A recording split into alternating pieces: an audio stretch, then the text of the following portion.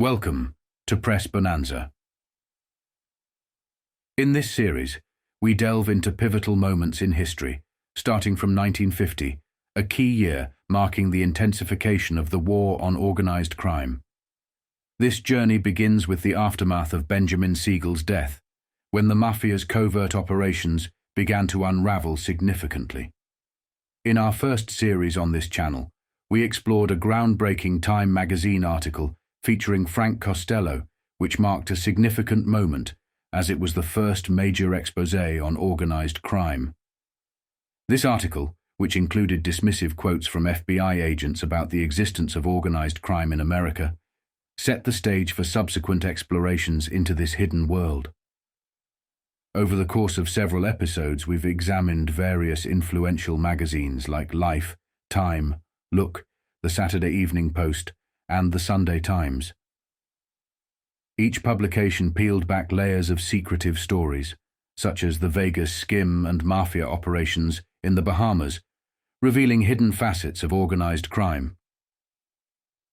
In this new series, we shift our focus from magazines to newspaper articles released from 1950 through the mid-1960s. Newspapers offer a different perspective, often presenting immediate reactions to events, which can include inaccuracies or sensationalism.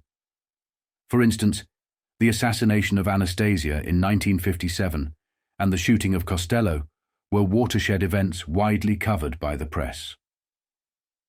By examining every press article from this era, we aim to provide a comprehensive view of the organized crime landscape as reported in real time.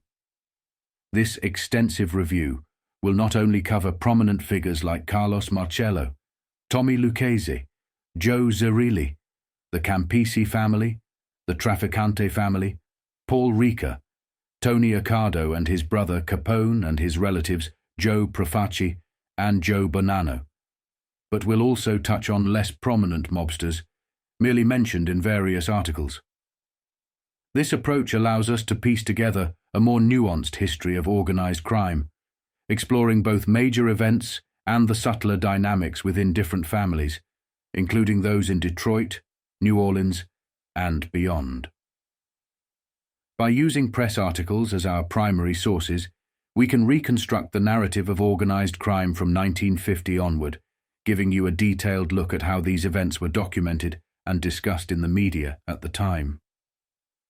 The structure of this new documentary series will differ from my previous work, offering a straightforward chronological exploration of press articles from the 1950s to the mid-1960s. Each episode will begin with a brief introduction to set the context, followed immediately by a dive into the press coverage of that month. This format will provide viewers with a month-by-month snapshot of the evolving landscape of organized crime, offering a direct line through the tumultuous period. Some crime families, especially those as secretive as Detroit's during the 1950s, rarely made the newspapers. Joe the Boss Zerilli, for instance, was so adept at avoiding the spotlight that over a decade, only about 10 articles mentioned him, an average of just one article per year. This all changed dramatically in October 1963, a pivotal moment when Joe Valachi broke the code of silence and identified key mob bosses across America during his testimony before Congress.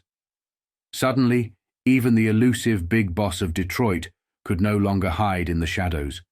He was publicly named as one of America's major mob figures. As we progress through the series, viewers will witness this dramatic shift in press coverage.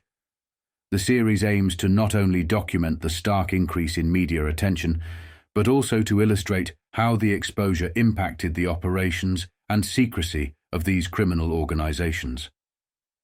As we navigate through this series, you'll notice some articles may appear repetitive since they are sourced from various states and cities.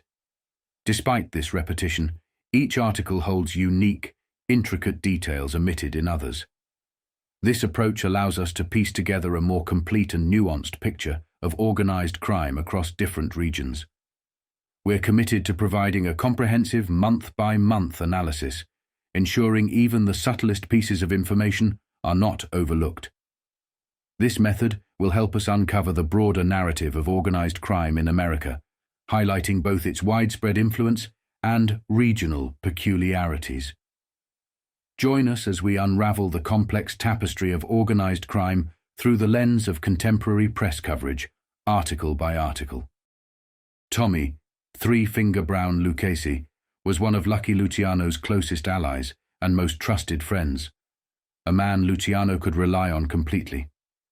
Lucchese's loyalty was unmatched. Even Luciano himself remarked that Lucchese was one of the most faithful men he had ever known. Their business dealings and personal agreements were always conducted with a deep sense of mutual respect and loyalty. Lucchese was not just a trusted confidant, but also one of the most secretive and powerful mob bosses in American history. Lucchese's influence in organized crime was profound, but his tenure at the top was tragically cut short when he was diagnosed with a brain tumor and passed away. His departure from the scene sent shockwaves through the underworld, leading to the infamous meeting at La Stella restaurant in 1966. The sheer power of the men arrested at that table underscored just how influential Lucchese had been. His absence marked a turning point in the history of organized crime, signaling the end of an era and the beginning of a new chapter. The old guard was slowly passing away. Frank Costello had retired, Lucchese had died, and iconic figures like Luciano, Jake Guzik, and other Prohibition-era gangsters were also gone. With their passing, the golden age of the Mafia was drawing to a close, and the landscape of organized crime was shifting. In researching Lucchese's history, I've come across a few select articles written around 1952 and later. These pieces provide a glimpse into his life and legacy, offering insights into a man whose impact on organized crime was both profound and enduring. I hope you find these articles as enlightening as they are fascinating, as they delve into the history and legacy of one of the most powerful figures in American mob history. Despite his immense power and influence as a mob boss, there wasn't much information readily available about Tommy Lucchese. However, as the war on organized crime began to intensify, Lucchese became one of the key figures targeted by authorities. By 1951 and 1952, the press had started to ramp up the pressure on him, even though they knew that prosecuting him directly would be nearly impossible. Lucchese was, in many ways, untouchable when it came to legal charges. Recognizing this, the authorities and the press shifted their strategy, focusing on the possibility of deportation as a way to weaken his grip on power. This became their first mode of attack. On October 11, 1952, the first article was published that hinted at an impending conflict with Tommy Lucchese, signaling that the authorities were preparing to take on one of the most elusive and powerful figures in organized crime. This marked the beginning of a more concerted effort to bring Lucchese down, even as his reputation as an untouchable mob boss loomed large. Lucchese under investigation for deportation by Malcolm Johnson, INS staff correspondent. New York, INS, Thomas Lucchese, an ex-convict whom Rudolph Halley has publicly described as the new political boss of the crime syndicate in New York City, is under investigation by the federal government today for possible deportation proceedings. Lucchese, also known as Three-Finger Brown, is a native of Palermo, Italy, and was granted U.S. citizenship through naturalization in 1943. He has a criminal record that includes 5 arrests, one of which led to a felony conviction and imprisonment. Lucchese, who is squat and swarthy, has long been regarded as a leader of a powerful underworld faction in New York. Despite his criminal activities, he managed to avoid the intense publicity that surrounded Frank Costello, the notorious Prime Minister of the underworld. However, that changed with the recent spotlight on his activities.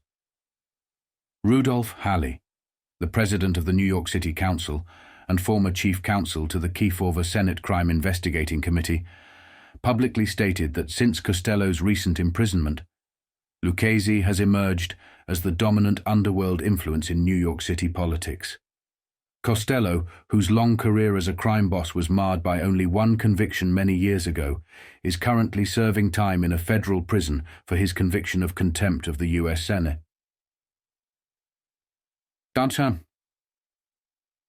Lucchese's name is on U.S. Attorney General McGrannery's list of individuals being investigated for possible deportation. McGrannery has already announced that efforts will be made to deport Costello. It was also learned by International News Service that Lucchese has been quietly under investigation for some time by the racket squad of the U.S. Treasury Department, presumably in connection with his finances and income tax returns. The investigation and potential deportation of Lucchese come as authorities continue to crack down on organized crime figures, further exposing the deep connections between the underworld and political power in New York City. As November 10th approached, another article targeted Tommy Lucchese, dubbing him the successor to Frank Costello in terms of political influence. Frank Costello was widely respected for his extensive network of contacts, not just within the FBI, but also with Police Commissioner Palmer, the mayor, and various local and national political forces. Costello was credited as one of the most powerful political fixers in the world at that time. However, what many didn't realize was that other mobsters were also deeply connected politically. One such figure was Joe Adonis, who had significant political ties, but eventually faced deportation as more of his history came to light. Another politically influential figure was Tommy Lucchese, the boss of the Lucchese crime family. Lucchese not only wielded considerable political influence, but also inherited control of many unions after the deaths of Dutch Schultz and Lepke Buchhalter. These rackets eventually fell into the hands of Carlo Gambino. The November 10, 1952, article focused on Lucchese's rise to power, his history, and why he was being labeled as Costello's successor. This was particularly notable considering that Costello had graced the front page of Time magazine in 1949, solidifying his status as a major power broker. The article highlighted Lucchese's growing influence and positioned him as the next in line to carry on Costello's legacy of political manipulation and control within the New York underworld. Who is Three Finger Brown?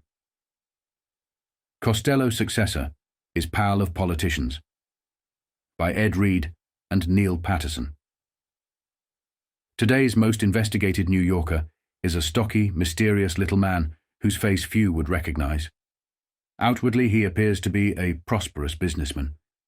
Yet today, Governor Dewey's State Crime Commission is preparing to turn a spotlight on him to establish whether he is the new crime overlord of rackets-plagued Manhattan.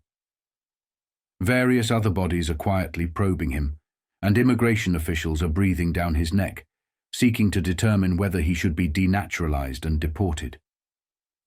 This spotlighted character is Thomas Three Finger Brown Lucchese, 52 years old, an ex-convict, reputed millionaire, and a frequently questioned figure in murder mysteries.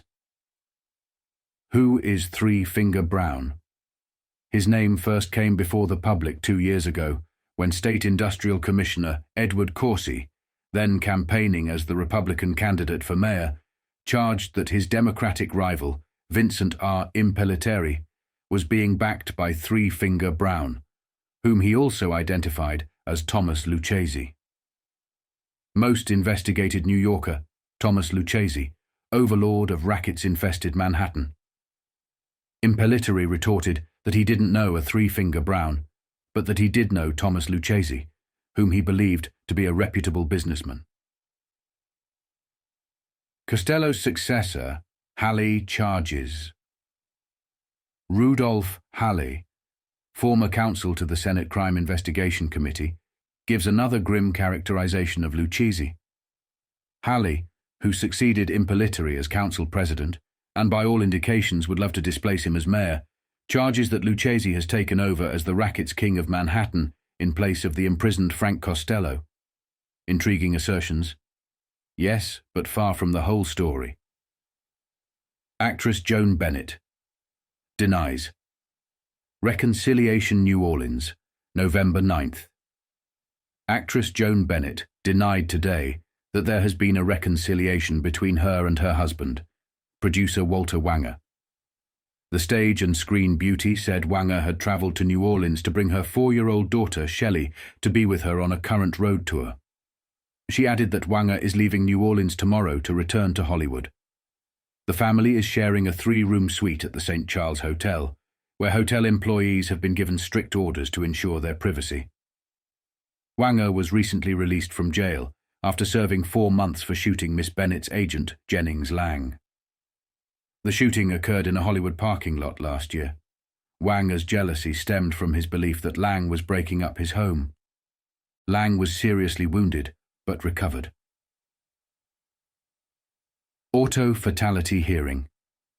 Connie Kiriak, 42, of 2053 18th Street, Astoria, Queens, was held on $500 bail in felony court yesterday for a hearing today on an auto homicide charge.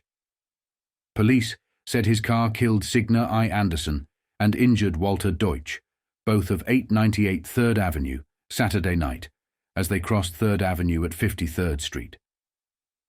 Who is Three Finger Brown?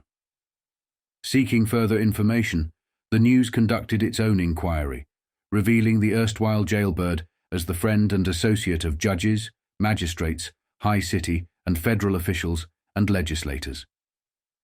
The intimacy is evident in records of important dinners that show Three Finger, the one-time convicted auto thief and murder suspect, seated at tables with politicians and top law officials. Not once, but repeatedly, the News found this. Lucchese has also visited the homes of several of these men and received visits from them on equal terms. Cars with official plates have been seen parked outside his home during evenings and weekends. Judges, 2 congressmen, and several former state Supreme Court justices were among his guests. Treasury agents are investigating reports that an impressive array of influential personalities may be his off-record partners in real estate. Relying on these associations, Lucchese even attempted last year to approach a federal judge outside the city regarding a case in which he was interested. He was vigorously rebuffed. Phone calls. Add to sinister story. There are more sinister records uncovered by the News. These show repeated phone calls from Lucchese's home to the homes of top mob figures such as Costello and the slain Willie Moretti, who was executed last year by his syndicate. Lucchese's name, address, and often his unlisted phone number have been found on the persons of dope peddlers or hoodlums linked with the narcotics traffic all the way from Charles, Lucky Luciano in Italy, to unsavory characters on the West Coast. 3 years ago, Italian police gave the deported Lucky Luciano a thorough inspection at the request of American authorities after a Luciano associate named Charles Truppier, who gave a Manhattan address, was seized at a Rome airport in possession of enough cocaine to retail at $500,000 in this country. Lucky's pockets yield. A long list of names. The Italian police found no dope on Luciano, but his pockets yielded a list of names, including that of Tommy Brown, Lucchese's alias, sandwiched among a group of high interest to police and narcotics investigators. The address listed for Brown was Benti Venger's restaurant at 55 East Houston Street, a favorite Lucchese haunt that reappears further in the Lucchese story. Other names on Lucky's list included Willie Moretti, Joseph Biondo, once called Lucky's chief aide, Trigger Mike Coppola of East Harlem, Joseph Profaci, a significant figure in Brooklyn, Pasquale Massi and Gyp DeCarlo, New Jersey mobsters, Anthony, the chief, Bonacera, and Charles, the Don Guerra of Brooklyn, and Philip Mangano, brother of the notorious Vincent Mangano, who was murdered last year in Brooklyn.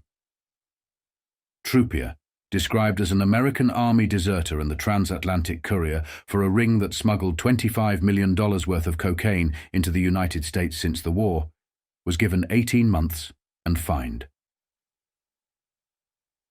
Costello also faces deportation action. Luciano, it will be recalled, was deported from New York in 1946 after serving 10 years as the head of a vice gang. He has lived like a king in exile, and American narcotics authorities have portrayed him as the top man in the largest dope ring smuggling narcotics across the Atlantic.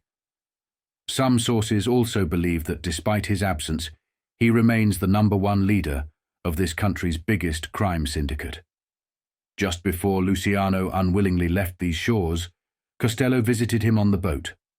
Now Costello himself faces deportation action upon completing his term for contempt of a Senate committee. The deportation threat also hangs over Lucchese. Before concluding the Luciano-Lucchese connection, it must be noted that both men, together with Luciano's lieutenant Biondo, were arrested by Cleveland police on July 4, 1931. Subsequently, Luciano went to the electric chair. A wealth of allegations stands against Tommy. Lucchese has never been indicted on a racketeering charge, but a wealth of allegations stands against him. On the legitimate side, he has moved through numerous fields, initially as an underling, sometimes in industries plagued by union difficulties, and later as a partner and capitalist. There isn't room in the present article to outline his business career. Lucchese's early years and criminal record. Lucchese was first taken into custody in a murder case in July 1928 when 3 bullets killed one Louis Serrasulo. After 6 days, he was released. Lucchese's first recorded trouble with the law, and the only case in which he served time, came on October 2, 1921, when he was arrested with one John Spiner for automobile theft. The arrest occurred in front of a Bayshore, Long Island theater. They were in a twin-six Packard touring car valued at $3,000, and contemporary reports stated that Lucchese and Spiner had stolen it only a few minutes before they were arrested. Lucchese's sentence and aftermath Suffolk County authorities took a stern view, and both were held without bail for grand larceny. They were indicted and convicted on January 19, 1922, at Riverhead. Each was sentenced to 3 to 10 years in Sing Sing prison, seemingly a severe penalty for Lucchese, who was nearly 23 at the time. The arresting officer is dead, and part of the records were lost in a courthouse fire in 1927. Lucchese served 3 years, and soon after his release must have formed powerful connections. Lucchese's mob connections and influence federal agents have quoted underworld sources as identifying Lucchese by the late 1920s as head of the notorious East 107th Street mob, which drew most of its revenue from narcotics. However, the agents couldn't prove it. Investigators have also alleged that Lucchese's influence expanded around 1930. They claim that Jimmy Hines, the powerful Tammany leader who later served nearly 4 years for selling Dutch Schultz and his Harlem Policy mob, gave Lucchese control of a midtown mob operating in the Garment District. In his book, The Prosecutor of Murder, Inc., Burton Turkus quoted the late gangster Abe Reles on a crime syndicate meeting called, by Louis Lepke, Buchhalter. According to Reles, Lepke laid down the law against further encroachment into the Garment District by Lucchese. Lepke was on the run at the time. Lucchese's business ventures and murder involvement. In 1930, Lucchese was involved in the wine brick business at 1457 Broadway, when his office partner, Joseph Pinzolo, was shot dead.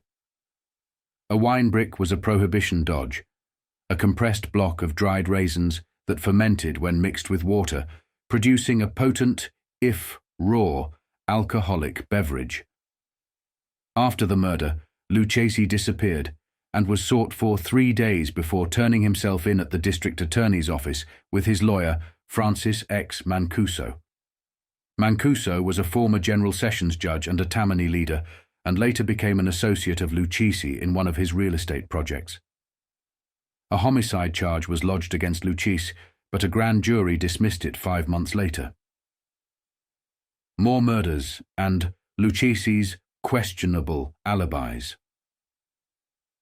Three Fingers' next difficulty of that kind arose when Salvatore Maranzano, described as a former high figure in the Mafia offshoot, was murdered on September 10, 1931, in an office at 230 Park Avenue.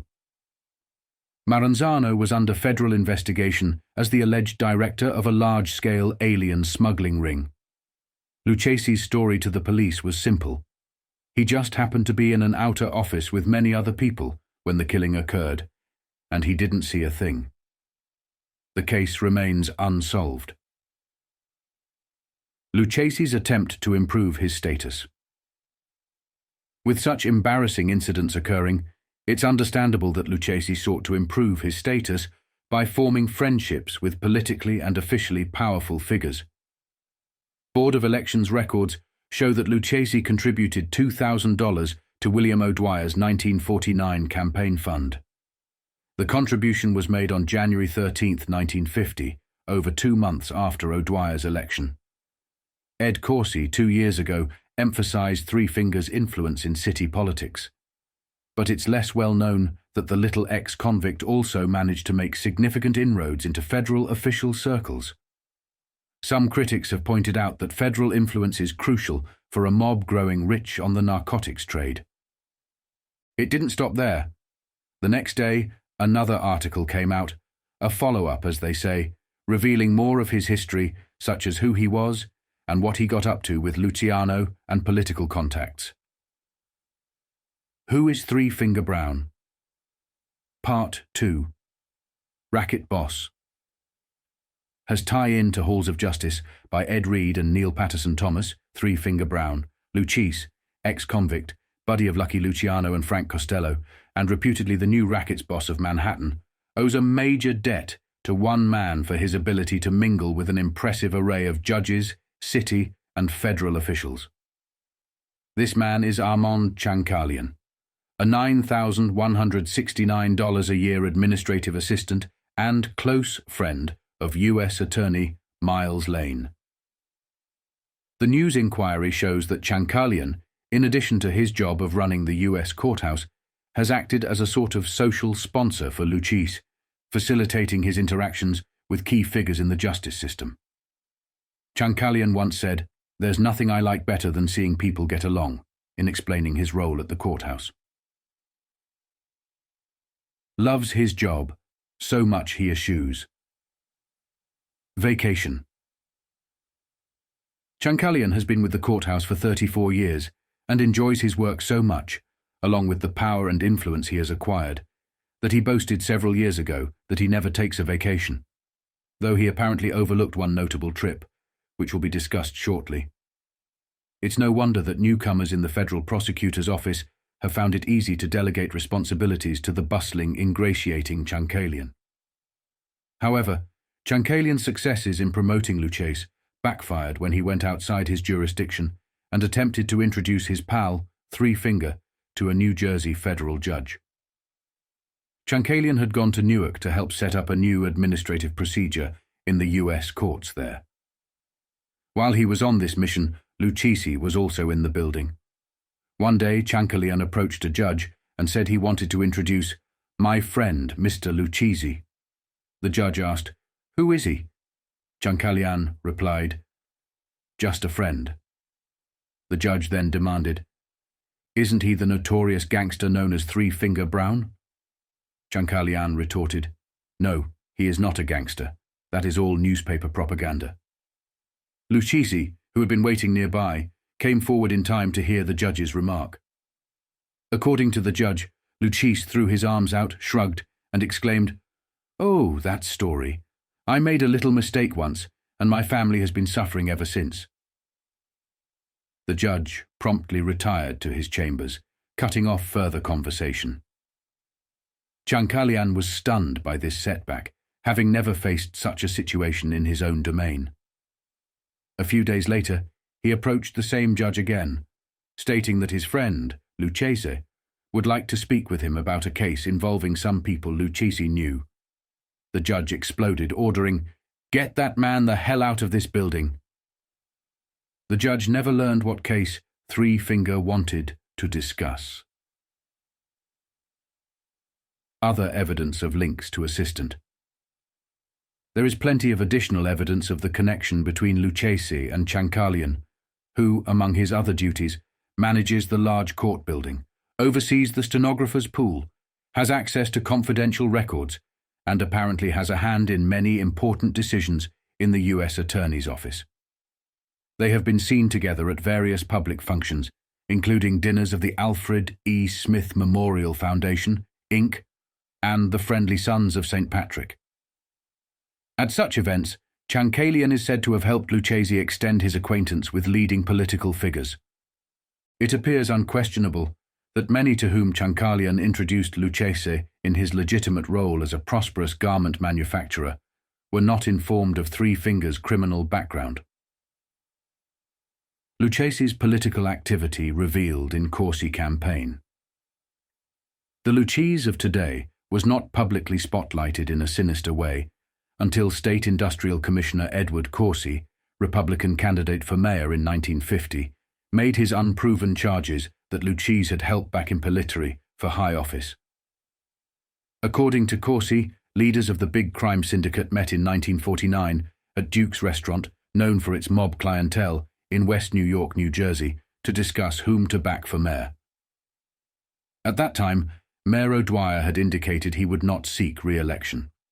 Joe Adonis, Frank Costello, and Vito Genovese all supported Tammany candidate Ferdinand Pecora, according to Corsi, while Lucchese sided with Imperitore.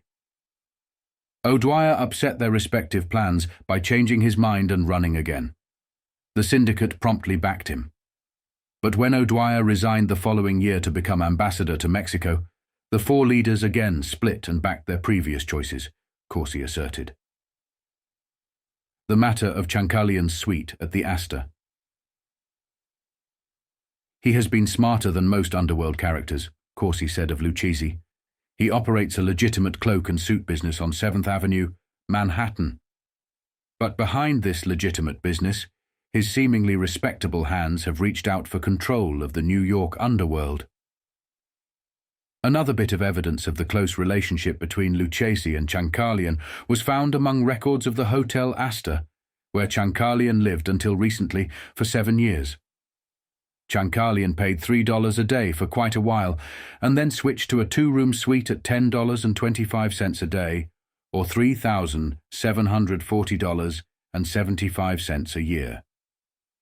An investigator for the Newbold Morris cleanup probe commented to U.S. Attorney Lane on the sudden improvement in his assistant's manner of living, the News was told. Lane reportedly replied that a couple of businessmen helped share the cost. The News unearthed 2 tabs at the Astor for March 18-20, 1948. One bore Lucchese's name, with a Washington address, for rooms 300 and 302 at $11.55 a day for 2 days. With phone calls, it totaled $25.08 and had been settled, not by cash, but by being transferred to Chankalian's account. Chankalian's tab confirmed it. Whether Three Finger ever paid him back does not appear in the records of the hotel. Chankalian now shares a 7-room apartment with relatives at 812 West 181st Street. Chankalian reported on vacation. With Lucchese. We referred earlier to Chankalian's boast that he feels he is too indispensable to get away from Uncle Sam's big palace of justice in Foley Square. "Oh, I can't take a vacation," he told an interviewer in June 1949. "Say I'm away and something comes up, a judge wants this or that, I got to be here to handle it." Well, it has appeared since that Chankalian was considerably less than frank with his interviewer. It has been reported that earlier in that same year, from January 16 to February 6, he was at a Miami Beach hotel with Lucchese and a present New York City councilman. Crime Commission investigators are reported to have photostated the hotel records, seeking to learn who paid the bill. Chankalian has denied to friends that he went south in Lucchese's car, or that Lucchese picked up the hotel tab. He said they just chanced to meet there. He does not discuss persons in controversy. When the news attempted to interview him at his office on his association with Lucchese, Chankalian had one answer for all questions. "It is a rule of this office not to discuss persons or subjects of a controversial nature," he said. "This falls into that category." During the 1950s, Luciano's name was kept resurfacing in the media. Despite his efforts to clear his name through press conferences, the press twisted his words, turning them against him. He soon realized he was fighting a losing battle. As he read more American newspapers, he noticed a shift. Law enforcement was now going after everyone in his world. When Luciano eventually agreed to deportation, it planted an idea in the minds of prosecutors. If they couldn't imprison someone, they could deport them. This marked the beginning of a new war, a war of deportations and arrests. When the Kennedys came into power, this battle intensified. The first shots had already been fired, with another damaging article targeting Lucchese from the same newspaper, and more were sure to follow. Who is 3 Finger Brown? Judge Murphy. Learned of Lucchese's past. By Ed Reed and Neil Patterson, third article of a series. Thomas 3 Finger Brown. Lucchese's success in climbing upward into leading official and political circles is all the more amazing when you consider the acquaintances he established. These included Federal Judge Thomas F. Murphy, former police commissioner, as well as Mayor Vincent R. Impellitteri. Illustrative of this is a letter which the News learned Murphy wrote on June 25, 1951, while still police commissioner. It was addressed to U.S. Senator Alexander Wiley of the Senate Judiciary Committee, which was considering Murphy's nomination to the federal bench. After receiving the letter, Wiley joined other committee members in making Murphy's confirmation unanimous. Murphy's knowledge of Lucchese's background. Later, answering an inquiry from Wiley, Murphy explained that he had known Lucchese for 6 years and had formed the acquaintance under the impression that Lucchese was merely a reputable garment manufacturer. Murphy stressed that he had seen Lucchese associating publicly with a host of other officials or prominent figures. The erstwhile prosecutor, who gained national fame for his astute presentation of the Alger Hiss case, made it clear that not until 5 years after he first met Lucchese did he learn of the well-hidden criminal background of the ex-convict and alleged rackets boss, now under investigation by the State Crime Commission. How well did Murphy know Lucchese, and how did they meet? Murphy wrote to the senator that it was his impression they had been introduced by Armand Chankalian, administrative assistant to present U.S. Attorney Miles J. Lane. Chankalian's zealousness in helping Lucchese broaden his associations with judges and officials was discussed in yesterday's article of this series. Murphy said he had visited Lucchese's home, met his family, and had invited Lucchese twice to his own place. He had met with Lucchese perhaps a dozen times, but he stressed that during this period he regarded Lucchese only as a successful dress manufacturer, one who might be helpful in assisting Murphy to gain legal business after retiring from the U.S. Attorney's staff. Not until late in 1950, Murphy added, did he become aware of the criminal record of the man he'd seen so often in high company. Discovering Lucchese's criminal record. Murphy revealed that while preparing some dossiers for the Department of Justice, he came across a New York Police Department slip with a short summary of 3 Fingers' record and background. He gained further details after becoming police commissioner. Lucchese's arrest record showed a 1921 conviction as an auto thief, for which he served 3 years. A 1927 arrest on a charge of receiving stolen goods, which was dismissed. Arrests in 1928 and 1930 for homicide, both dismissed. And a 1935 arrest for vagrancy, also dismissed. Murphy explained that he had not been impressed by the latter group of arrests without convictions, because he knew a bit about how the New York police worked. It was customary following serious crimes for the police to stage wholesale roundups of people with records and later discharge them. Invited by Murphy as a guest at dinner, Murphy stated that he had invited Lucchese to be among his table guests at the 1949 and 1950 dinners of the Friendly Sons of St. Patrick, but noted that Lucchese had not attended the 1950 dinner. Murphy himself and several others he had invited were not there either in 1950 due to a virus outbreak, he added. The lists of names at the 1949 table, which the news obtained, included Thomas F. Murphy, Jack, Aaron, Armand, Chancalian, Louis J. Coblentz, Leslie Kirsch, Thomas Lucchese, Edward M. MacDonald, James E. McInerney, Edward E. Rigney, Sol Wood. The seating list for 1950 included Thomas F. Murphy, Jack Aaron, Louis J. Coblentz, Thomas Lucchese, Edward W. MacDonald, James M. McInerney, Edward E. Rigney, Sol Wood. Murphy wrote that he had known that former Representative Vito Marcantonio was a longtime friend of Lucchese, and that Marcantonio had, in fact, appointed Lucchese's son to West Point. The police commissioner emphatically denied a report that had reached Wiley, which claimed that Murphy, Mayor Impellitteri, and Three Finger had lunched together the day before Impey appointed Murphy to clean up a department shaken from top to bottom by the Harry Gross bookie graft scandal.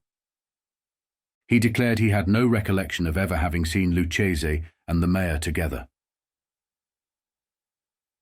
Murphy's appointment as police commissioner.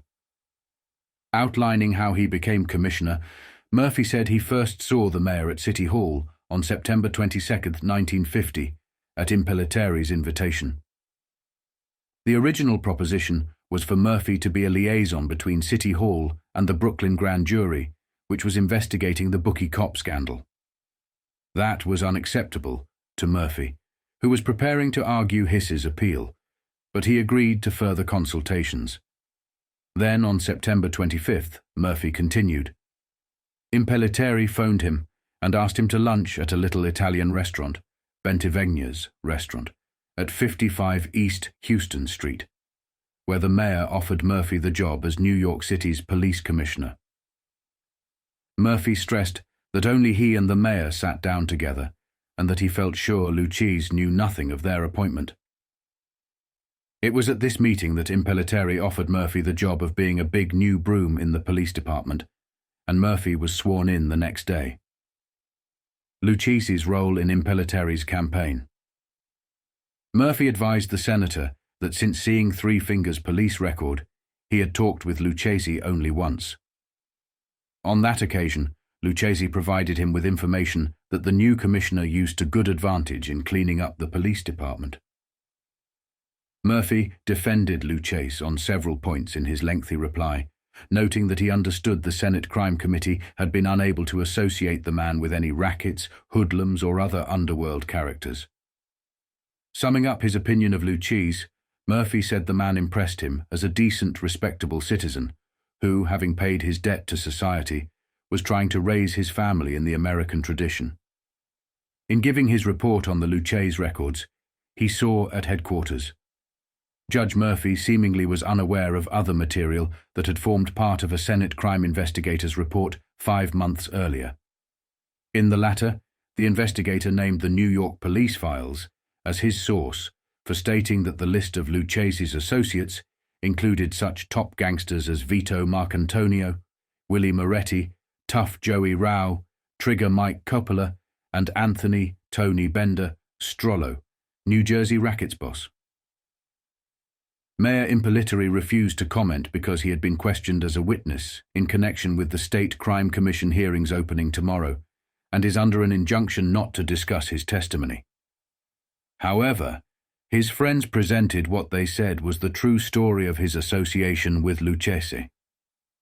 They totally denied the campaign charges made by State Industrial Commissioner Edward Corsi, Republican candidate for mayor 2 years ago, who asserted that Lucchese had been the power who sponsored Impey's nomination in 1945 to his first important city office, President of the City Council. The allegations against Lucchese Impellitteri did not even meet Lucchese until 1946, they said, and that occurred at a large public dinner. Other meetings were at similar events, they added, with the mayor always seeing Lucchese in the company of reputable citizens. The mayor's friends denied emphatically that Lucchese, shown in this series to have been an associate of Frank Costello, Lucky Luciano, and numerous other underworld characters, ever asked a favor of impelliteri. They described the mayor as shocked and incredulous 2 years ago when he learned Corsi was about to charge that impelliteri had received important political backing from Three Finger Brown, an ex-convict. Until then, they said, the mayor never suspected that the man he knew as Lucchese also had the alias of Three Finger Brown. He had to ask a friend to seek verification from newspaper files before he could bring himself to believe the two were the same person. The mayor's friends also denied that Lucchese or gangsters had been behind his 1950 mayoral campaign. If he had been associated with gangsters, why was there only $134 in his campaign fund? Demanded one of the original impelliteri workers. Refuting the Corsi assertion that Lucchese had been instrumental in gaining impelliteri's 1945 Democratic nomination for council president. The same source said, the 5 county leaders had agreed upon Larry Gerosa, Bronx trucking operator, for controller, and Erwin Davidson of Manhattan for council president. Bill O'Dwyer, heading the ticket, turned down both but still wanted an Italian and a Jew as his running mates. Ed Flynn, Bronx leader, got Lazarus Joseph as a replacement for Gerosa. That left Tammany to fill the other position with an Italian. At the time, Impelliteri was secretary to a Supreme Court justice. He got a call from Eddie Laughlin, then Tammany leader, to come to a conference to discuss the council presidency. It was offered to Impelliteri, and he accepted. Lucchese definitely didn't figure in it. Impelliteri said Laughlin picked him because the two of them had worked together in the district attorney's office and also in Supreme Court. Laughlin told him that after going over a long list of men of Italian descent, he felt Impelliteri was the best candidate. Laughlin, reached by the news, said the account was correct. Tomorrow, another chapter in the Lucchese enigma. And that's exactly what happened. The final installment of the 4-part series targeting Lucchese was published, but that didn't mean it was over. Shortly after, another article came out on November 15, 1952, once again focusing on Lucchese and his criminal operations. Luciano, observing all of this unfold from Sicily, was furious. He saw the establishment doing to Lucchese, Costello, and others exactly what they had done to him, using them for political gain and then betraying them. Who is Three Finger Brown? Light on Private Life, by Ed Reed and Neil Patterson, last article of a series. The New York State Parole Board on April 19, 1950, granted a much-prized document to Thomas Three Finger Brown Lucchese, ex-convict, garment manufacturer, friend of judges, high city officials, and also the pal of Frank Costello, Lucky Luciano, and a swarm of other mobsters. The document was a certificate of good conduct, necessary under state law if the ubiquitous Lucchese, as a convicted felon, was to regain the right to vote. In applying for it, Lucchese, the news learned, failed to mention a couple of interesting facts. He had already voted illegally in Queens County in the 1944 presidential election. He signed a false statement to his elections board on that occasion, saying he had resided in New York State for 33 years, when actually 6 of those years had been spent in New Jersey. Despite these omissions, the parole board handed Three Finger his certificate, as, on the showing before it, it was probably justified in doing so. However, just what the board had before it is a matter of doubt. Usually, 3 letters of recommendation are required in support of such a petition. But in this case, officials said, an investigator for the board was sent out to make verbal inquiries. One federal investigator interviewed by the news is of the opinion that, just this once, the state officials may not have told quite the whole story. It is his recollection that when he looked into the parole board's private files a while back, Lucchese's bid for freedom to vote had attached to it a letter from Three Fingers' good and important friend, Armand Chancalian, asking permission to come up and speak on Lucchese's behalf. Chancalian has already figured in this series as the $3,160 a year administrative assistant to U.S. Attorney Miles J. Lane. Armand apparently introduced Lucchese into high official circles without mentioning his friend's criminal record. At any rate, assuming the federal agent's memory is correct, the Chancalian letter just wasn't there when the news inquired at Albany. As far as the news could learn, the board's files are as bare of Lucchese's backers' names as Old Mother Hubbard's cupboard. In a way, the situation parallels Lucchese's application for citizenship, which he filed on October 19, 1936, and received on January 25, 1943, in Newark.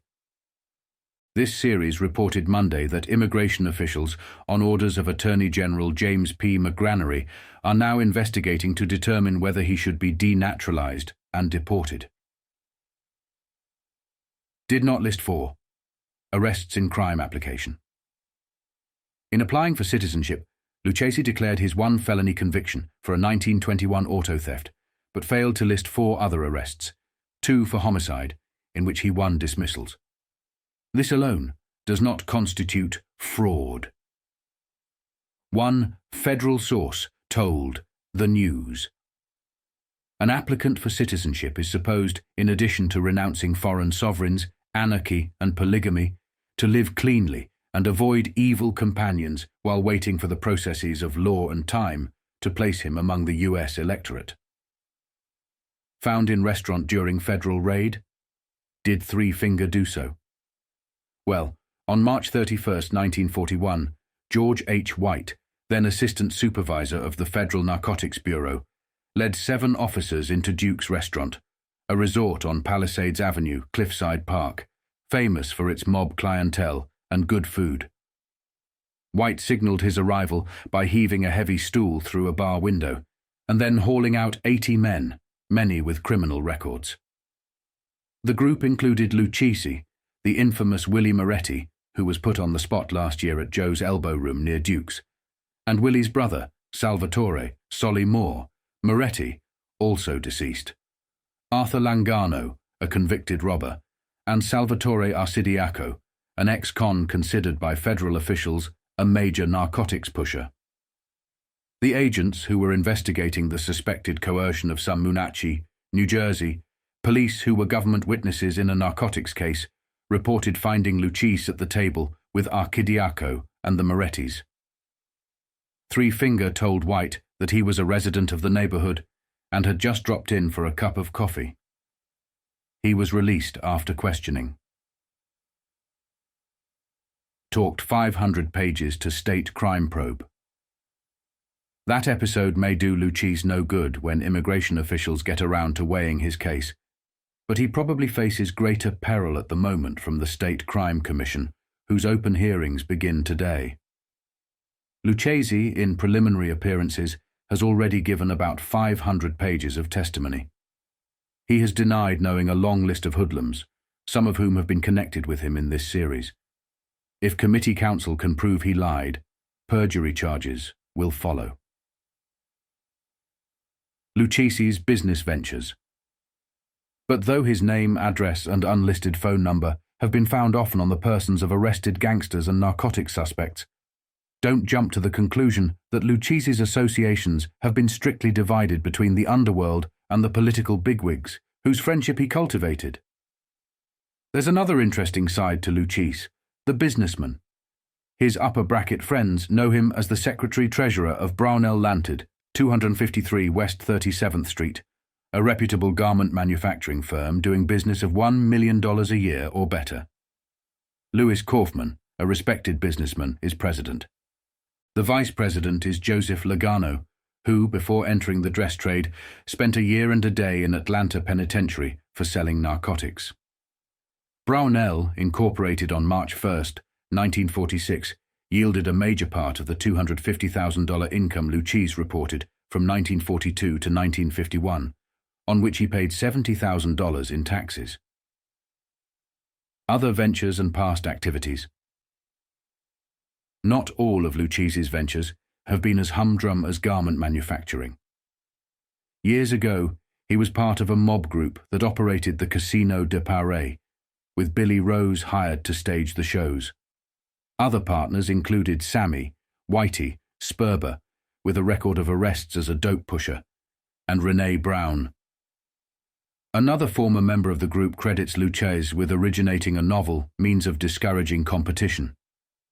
Lucchese, the man said, used to send men down to the docks to trap rats and smuggle them in boxes into opposition spots for surreptitious release on the dance floor. Despite such whimsical enterprises, the casino eventually folded.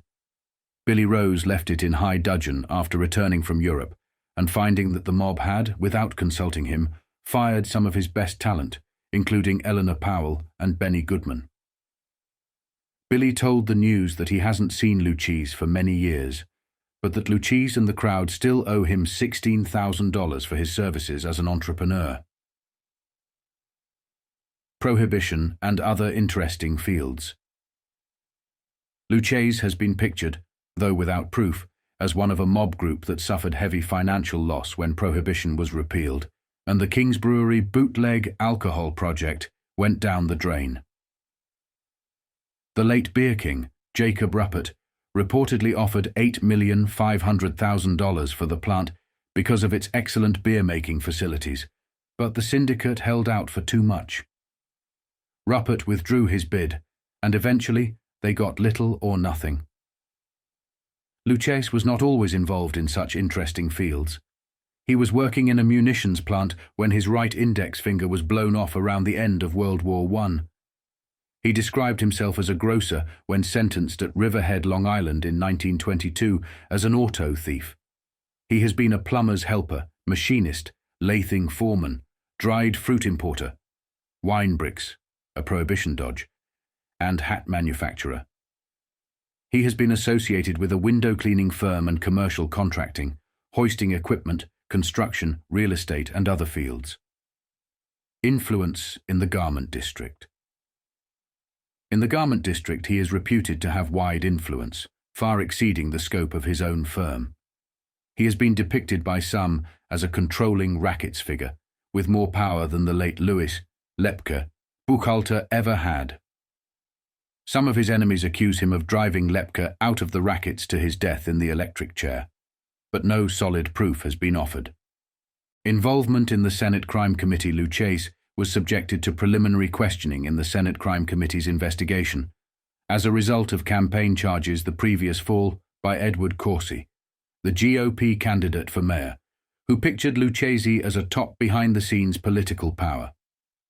Council President Rudolph Halley, who was the Senate Committee's chief counsel, was reached by the news yesterday in Miami, where he is vacationing. Halley said Three Finger was never called as a witness at the public hearings because Corsi failed to set the stage by providing proof of his charges. He added that the committee itself was so occupied with Frank Costello that it did not have the time and manpower to do a similar job of investigation on Lucchese. The latter, he said, had simply whitewashed himself when he was questioned. Halley repeated his charges last month, stating that he believes Lucchese has replaced the imprisoned Frank Costello as the crime syndicate's viceroy for Manhattan. "I turned over a bulky file on Lucchese to the State Crime Commission," Halley said. "I'll be back in New York Monday. Will I be a witness before the commission? I don't know. I haven't been asked." Lucchese's private life. In private life, his friends say, you could not hope to meet a more affable citizen than Lucchese. That is evidenced by his social successes among the politically mighty. Vacation in $60,000 ranch house at Shore Out at Lido Beach, Long Island, where he spent last summer in a yellow brick ranch house newly constructed at 74 Royat Street and estimated to have cost $60,000. The neighbors speak well of him. In addition to the impressive house, with a 2-car garage, 3 master bedrooms, and a 20 by 40-foot living room, Lucchese owns 10 additional lots, adjoining on one side and in the rear. The shore is nearby. Lucchese also maintains a year-round house at 106 Parsons Boulevard, Malba, Queens, which he has owned since 1942. Before that, he lived for 6 years at 1093 Briarway, Palisades, New Jersey.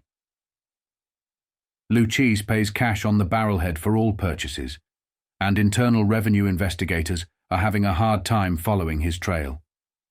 He had the Lido Beach house built in their spare time by workers from a nearby housing project and paid them off weekly in cash. How Lucchese became a good Samaritan neighbors cite the number of important house guests he has had, as evidenced by limousines and official license plates, and they ask how such a pleasant little man could have gang tie-ins. They point to several instances in which he proved himself a good Samaritan. Last summer, for instance, a neighbor was seriously ill.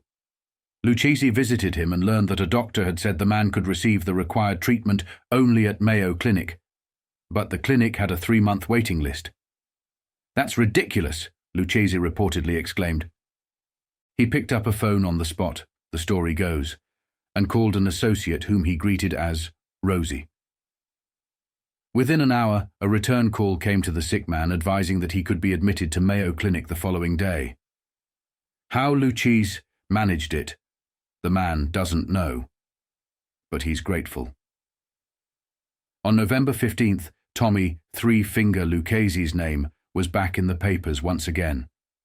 The headlines blared, "Probe Council calls Lucchese a gangland boss," thrusting him into the spotlight all over again. Thomas Three-Finger Brown Lucchese was identified today by former Kefauver Committee counsel Rudolph Halley as the man who controls the underworld from one coast to the other. As the federal government became involved following new revelations in the ongoing State Crime Commission hearings in New York, Halley, now president of the city council, told the New York Journal-American, "I told the FBI that the underworld leaders who are under Lucchese's control today include Meyer Lansky and Longy Zwillman across the river in New Jersey, and Vito Genovese in South Jersey. In Chicago, the leaders are Greasy Thumb, Jake Guzik, and Tony Accardo. In New Orleans, Joe Martello. In California and along the Pacific coast, the boss is Jack Dragner. The federal narcotics agents had Dragner on a dope charge, but their chief witness was murdered, and it looks as if he will escape trouble. Nationally, I'd say that Lucchese is the big boss," Halley added. He mentioned that an FBI agent had spoken with him about his testimony before the State Crime Commission. Meanwhile, Attorney General McGranary in Washington ordered a transcript of yesterday's testimony by Armand Chankalian, the administrative assistant in the U.S. Attorney's Southern District of New York office. Lucchese, who is asserted to be the successor to gangland czar Frank Costello, currently a guest in the federal penitentiary in Atlanta, Georgia, was not called to testify before the commission, which is investigating the link between organized crime and politics.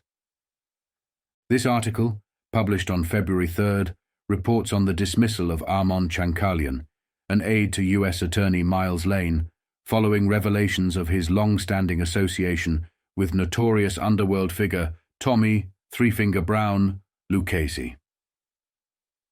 Chankalian, earning $9,160 annually, admitted to knowing Lucchese for 2 decades and attempting to secure a pardon for him in 1949. Despite Chankalian's claims of being unaware of Lucchese's criminal ties, his connections to the mobster sparked concern, leading Attorney General Herbert Brownell to request his resignation as part of the government's effort to distance itself from organized crime influences. Brownell fires aide to U.S. Attorney over underworld ties. Washington, February 3rd, INS. Attorney General Herbert Brownell announced today the dismissal of an aide to U.S. Attorney Miles Lane of New York City. The fired official, Armand Chankalian, served as an administrative aide to Lane, earning $9,160 a year. Brownell stated that Chankalian resigned at the request of the Department of Justice. Chankalian had recently testified before the New York State Crime Commission, where he disclosed his long-standing association with underworld figure Tommy "Three-Finger" Brown Lucchese. The 51-year-old assistant U.S. attorney admitted knowing Lucchese for about 20 years and revealed that in 1949 he unsuccessfully attempted to persuade Governor Thomas E. Dewey to pardon Lucchese, a convicted criminal and alleged successor to mob boss Frank Costello. During his testimony, Chankalian acknowledged attending a football game at West Point with Lucchese and Lane. He also admitted introducing Lucchese to several public officials, including Lane, Federal Judge Thomas F. Murphy, and Judge Thomas F. Meany of the U.S. District Court in Newark, New Jersey. However, Chankalian denied asking Judge Meany to intervene in any case involving Lucchese. The focus of Chankalian's testimony centered on his efforts to secure a pardon for Lucchese, who had been convicted of car theft. The government has since initiated deportation proceedings against Lucchese. Chankalian insisted that despite his 2-decade-long association with Lucchese, he had been unaware of Lucchese's criminal background or his connections to high-profile racketeering figures. Chankalian's testimony drew attention after the then Attorney General James P. McGranary ordered a transcript of the proceedings for review in Washington. Brownell's decision to dismiss Chankalian underscores the government's stance against any association with organized crime figures. This article, published on April 7th, reports on the Supreme Court's decision to dismiss the government's attempt to revoke the U.S. citizenship of notorious New York gambler Frank Costello. The dismissal stemmed from the Justice Department's failure to submit the required affidavit within the legal deadline. The ruling not only halts denaturalization proceedings against Costello, but also affects Gaetano Lucchese and labor organizer James J. Matels. This setback challenges the government's broader efforts to denaturalize and deport foreign-born figures linked to organized crime and communism, potentially impacting numerous cases across the nation. Citizenship Appeal, won by Costello. By Charlotte Moulton. Washington, April 7th, UP. The Supreme Court today dismissed the government's 5-year-old effort to revoke the U.S. citizenship of New York gambler Frank Costello, a key figure during the Senate Crime Committee hearings. The court ruled that the Justice Department had failed to submit the required affidavit of good cause within the legal deadline, causing the case to be thrown out. This decision also terminated denaturalization proceedings against 2 other foreign-born citizens, Gaetano Lucchese, also known as Three-Finger Brown, an ex-convict from Newark, New Jersey, and Romanian-born James J. Matels of New York, a leader in the left-wing United Electrical Workers Union. Lucchese, currently residing in Brooklyn, was implicated in a New York crime investigation several years ago. Matels was a prominent labor organizer. The government had charged that these individuals, including Costello, had obtained their U.S. citizenship fraudulently by concealing past criminal records during their naturalization process. The Justice Department's campaign to strip Costello of his citizenship began in October 1952 as part of an effort by then Attorney General James P. McGranary to denaturalize and deport foreign-born underworld figures and communists. Despite his ties to organized crime, Costello had largely evaded jail time until 1952, when he was sentenced to 18 months in prison for refusing to testify during the televised Senate Crime Committee hearings led by Senator Estes Kefauver. The court's ruling marks a significant setback for the government's broader campaign to target high-profile criminals. The decision emphasizes that the government must submit a declaration of good cause, showing they have sufficient legal evidence, before moving forward with denaturalization proceedings. In related news, the Supreme Court's decision also raises questions for other cases, such as those of Gaetano Lucchese and various other racketeers and communists. The ruling could potentially void years of work by the government in its efforts to deport these figures.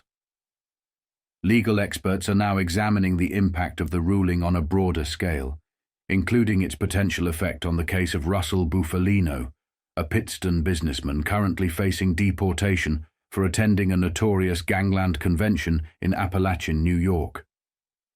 Bufalino's attorney, Ettore S. Agolino, noted that the Supreme Court ruling might affect his client's case and that an appeal to the Board of Immigration Appeals is imminent.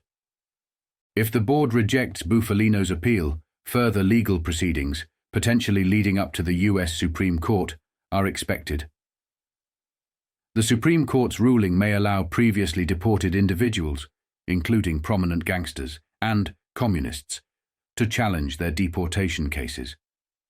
This decision could impact as many as 150 cases nationwide, including those of Meyer Lansky, Vito Genovese, and Joseph Profaci, among others. The government's efforts to deport these figures may now be delayed or overturned entirely, forcing federal authorities to reconsider their approach to tackling organized crime and subversive activities in the United States. This article, published on July 2nd, recounts testimony presented to the Senate Racket Investigating Committee, chaired by Senator John McClellan, which explored mafia execution techniques, labor infiltration, and the criminal underworld's operations. Federal narcotics agent Martin Pera detailed the mafia's use of garlic-smeared bullets to ensure fatal blood poisoning and described mafia figures expanding from drug trafficking into legitimate businesses and labor unions. The investigation highlighted notorious attendees of the infamous Appalachian meeting, such as heroin distributor Pasquale Pagano and Teamster-linked extortionist Johnny Dio, as senators delved deeper into organized crime's reach across various industries. Tips on Delicate Murder Art. 1. Are Explained Before Solons, by Frederick C. Othman. Washington, July 2nd. The topic before the Senate Racket. Investigating Committee, chaired by Senator John McClellan, D.Arc, was murder.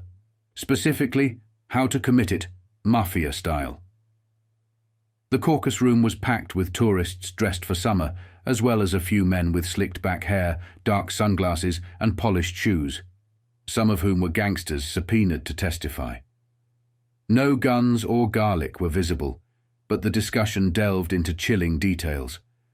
Federal narcotics agent Martin Pera, who had arrested many of these figures in the past for heroin trafficking, testified before the committee. Pera, speaking of the mafia's notorious execution methods, mentioned that since 1953, the mafia in Sicily had carried out 14 executions, most with bullets smeared in garlic. When asked by committee counsel Robert Kennedy why they used garlic, Pera explained, "It ensures blood poisoning and ultimate death." The senators listened attentively as Pera detailed the inner workings of the mafia, which had branched out from drug trafficking and extortion into legitimate businesses. The committee's investigation also revealed the mafia's attempts to infiltrate labor unions.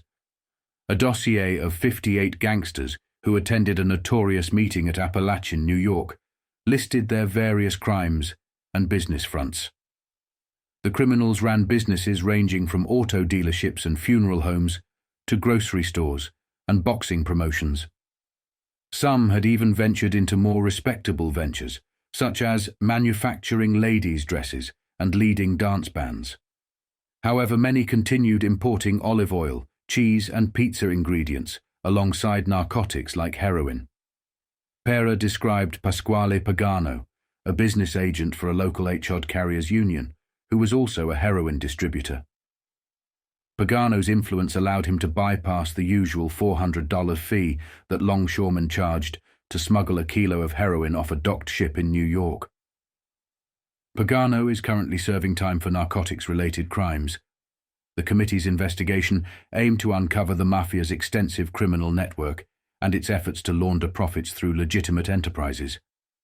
Notable figures on the senator's radar included Joe Baldassari, a Scranton pinball machine operator, Frank Cucchiara, a treasurer from the Purity Cheese Company with a history of arrests for dynamiting, illicit distilling, and narcotics, and Johnny Dio, the notorious New York extortionist with Teamsters union ambitions. As the investigation continues, the senators are hoping for more revelations, while law enforcement remains vigilant for witnesses whose testimony might carry the telltale scent of garlic. This article covers the ongoing struggle faced by the Senate Rackets Committee as it investigates the Mafia underworld. Despite intense questioning, notorious mobsters like Vito Genovese and others repeatedly invoked the Fifth Amendment, refusing to provide information. Genovese, dubbed the King of the Rackets, was questioned for 3 hours, but remained silent, invoking the Fifth over 200 times. Other mob figures, including Jimmy Doyle Plumeri, Thomas Lucchese, and Joseph Profaci, followed suit, frustrating committee members.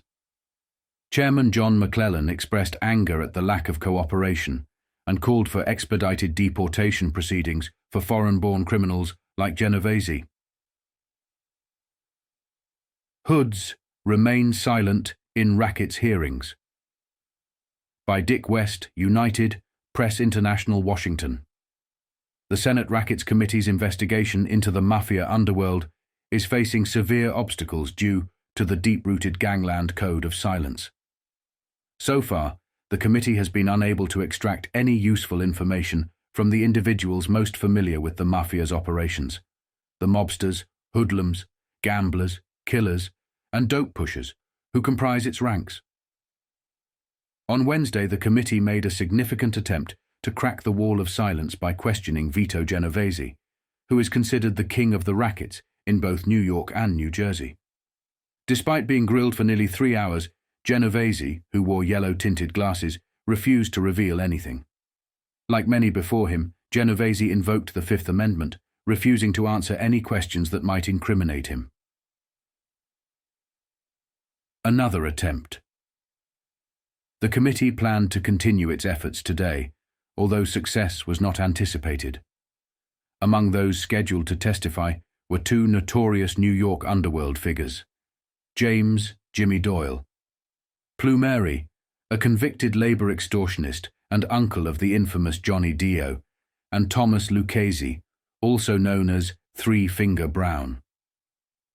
Committee counsel Robert F. Kennedy noted that the hearings would focus on gangster infiltration of the garment industry, a business both Plumeri and Lucchese had shown considerable interest in. Additional witnesses included Russell Bufalino, a curtain company owner from Pittston, Pennsylvania, and 2 truckers, Abe Chait from New York and Buster Wortman from St. Louis. Persistent silence. Genovese distinguished himself as one of the most frequent users of the Fifth Amendment in the committee's history, invoking it approximately 200 times. Later in the day, he was joined at the witness table by Michael Miranda, described as his associate. Miranda, speaking with a heavy accent, also invoked the Fifth Amendment, but struggled with the phrasing. When committee counsel Robert Kennedy suggested that Miranda's attorney write out the statement for him, Miranda replied, "I ain't got no glasses." In the end, Chairman John L. McClellan, Democrat Arkansas, accepted Miranda's grumbled responses as an invocation of his constitutional right. Frustration and anger. Among others who refused to testify were Joseph Profaci of Brooklyn, New York, reportedly one of the nation's most powerful mob figures, and John Scalish, a Cleveland vending machine operator. Both men, like Genovese and Miranda, invoked the Fifth Amendment. Chairman McClellan expressed his anger at their refusal to cooperate and stated that he would urge the Justice Department to expedite deportation proceedings against Italian-born Genovese and other foreign-born underworld figures. Men who come here with these records, defy their government, and bask in the Fifth Amendment are unworthy of the protection of the American flag, McClellan declared. This article reports on the Senate Rackets Committee's transition to investigating the Mafia's stronghold in Chicago, following an initial focus on the crime syndicate's familial ties. Committee Chairman John L. McClellan expressed that the hearings have confirmed the Mafia's efforts to legitimize its operations through labor and business ventures. The upcoming hearings will explore organized crime's infiltration of Chicago's restaurant and labor sectors, with testimony expected from key figures such as Tony Accardo. Previous hearings included testimony from Thomas Three-Finger Brown Lucchese, who evaded questions about his criminal past by invoking the Fifth Amendment, as the committee continues its effort to expose the Mafia's nationwide influence. Senate investigates Mafia's Chicago connection. By United Press International, Washington.